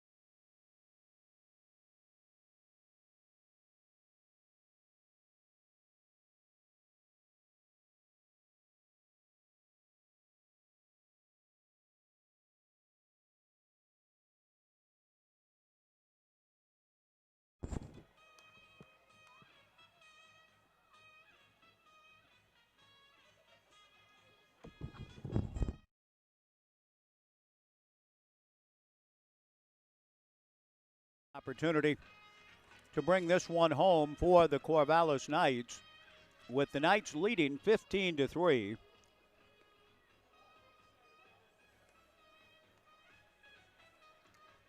Evan loosening up out of Western Springs, Illinois, and attending USC, loosening up with Tyler Quinn. The Knights on their way to winning the series after stumbling earlier today, losing a late lead. That seems an unlikely occurrence here tonight in the nightcap of the Splitgate Twin Bill. Evan Clark, Western Springs, Illinois, business major at USC. 2 appearances for the Trojans this past spring. Evan delivers to the Bend right-hand hitter Elijah Jackson, who started the inning-ending double play ball in the bottom of the 8th and misses. The 1-0 pitch hit in the air to right center field and playable for J.C. Ing. J.C. over to make the catch. 1 away in the top of the 9th.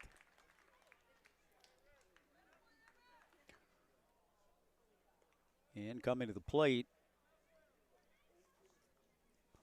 for the Bend Elks. is the right-handed hitter Avery Ortiz. Clark works out of the stretch with nobody on. Delivers to Ortiz, a strike. 0-1 the count.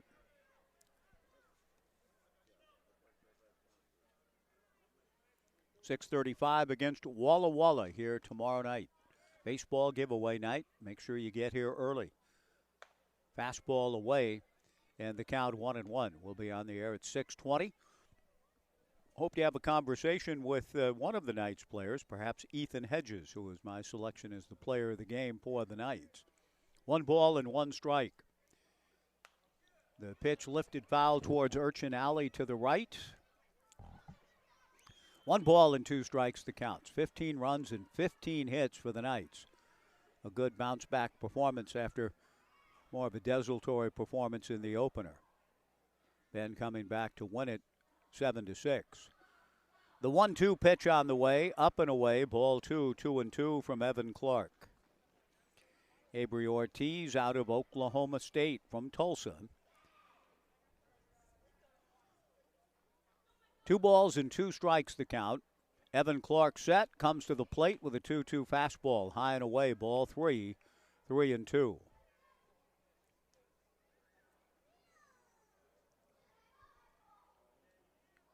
Knights pitching has been a bit erratic. They've issued 8 free passes. The pitch on the way, fastball, swung on and missed. Good pitch from Evan Clark. Strike 3, 2 down. And that brings to the plate Stephen Meyer. Meyer is 1 for 4. Singled and scored a run last inning. Ben picking up singletons in the 5th, the 7th, and the 8th. 2 outs, nobody on in the top of the 9th. 1,452 in attendance for Game 2. 762 in Game 1. That's a mnemonic device of sorts, though I've always found it difficult to recognize that number as the all-time best. 755 still rings true. The pitch swung on and fouled back by Meyer. No balls and a strike. The left-hander Clark to the left-hand hitting Meyer, who takes the strike 1 pitch up and in off the mid of Tyler Quinn. 1 ball and 1 strike with 2 down. Tyler Quinn out for a visit with Evan Clark.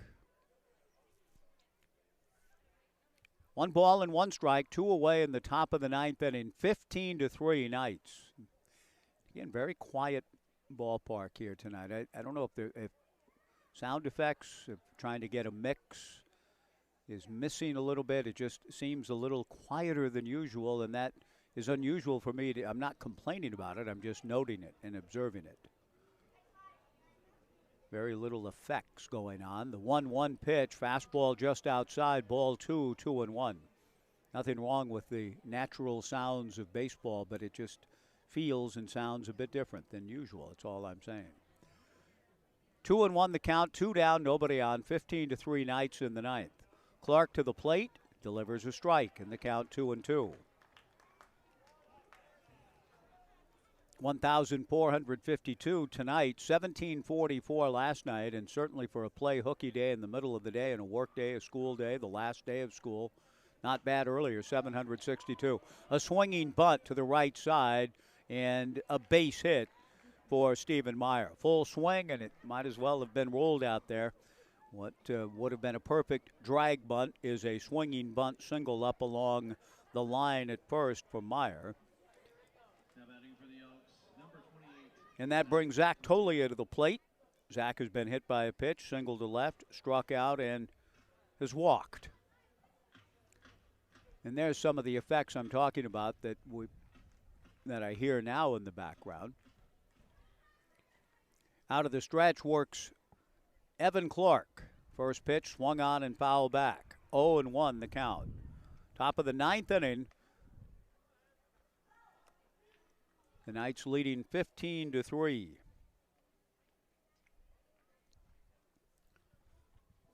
Walla Walla, excuse me, in town tomorrow night, 6:20 airtime. 0-1 the count to Zach Tolia. Clark to the plate, and Evan misses low.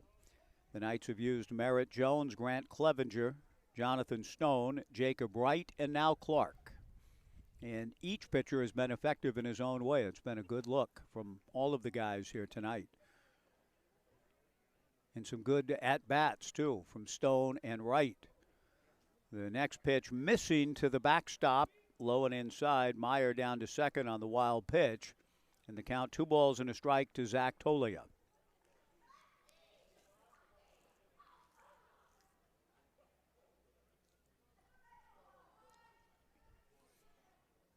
Evan Clark here in the 9th inning, trying to finish it up. The left-hander ready and comes to the plate. That's low and inside, ball 3, 3-1. With USC going to the Pac-12 conference, or the Big 10 after the 24 season. Clark will be able to compete a little bit more often for his family closer to home. That would be a very small benefit, at least in the Evan Clark household, to be able to see him a little bit closer, a young man from Western Spring, Illinois. The pitch fouled back, the count 3-2, 2 down, top of the 9th. Evan trying to bring this one home for the moment. He's a West Coast USC Trojan. Delivers, swung on and missed. Strike 3 to end the ball game.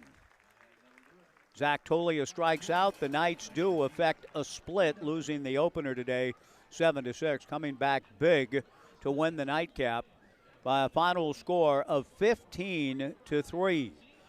So the Knights win the series. They'll be out to try to do the same, beginning with Walla Walla tomorrow night. Game 1, 6:35 tomorrow night, a 6:20 pregame show. And I hope to have a chance to visit with Ethan Hedges, also of USC, who had himself a good ball game. The coaches for the Bend Elks and the Corvallis Knights shake hands and bid farewell. They'll meet again at Vince Guenna Stadium in Bend in late July. And it was an interesting series. The Knights taking game 1 last night, taking advantage of wildness all the way around from the Bend Elks pitching. The Knights let a lead slip away in game 2, but no such goings on in the finale. The Knights jumping out early and winning big by a final score of 15-3. That's going to do it for our long day at the ballpark today. I want to thank all of you for riding along on the Knights live stream. Excellently worked by Casey Lavin, Andrew Henderson, Garrett Dworshak back in our 1240 Joe radio studios, and Brendan Brucker doing a nice job, even though he's working on some graduation things, has trained our young staff very well as they have brought a excellent work on the live stream here. So thanks, Casey and Andrew, and thanks to all of you for listening and following along throughout the day. Ben wins the opener 7-6. The Knights come back to take the nightcap on Big League Chew Trading Cards night, presented by Pape Material Handling. Again, our final score, the Knights 15 and the Bend Elks 3. We'll talk to you tomorrow night at 6:20. Right back here on the Knights live stream and 1240 Joe Radio. So long, everybody.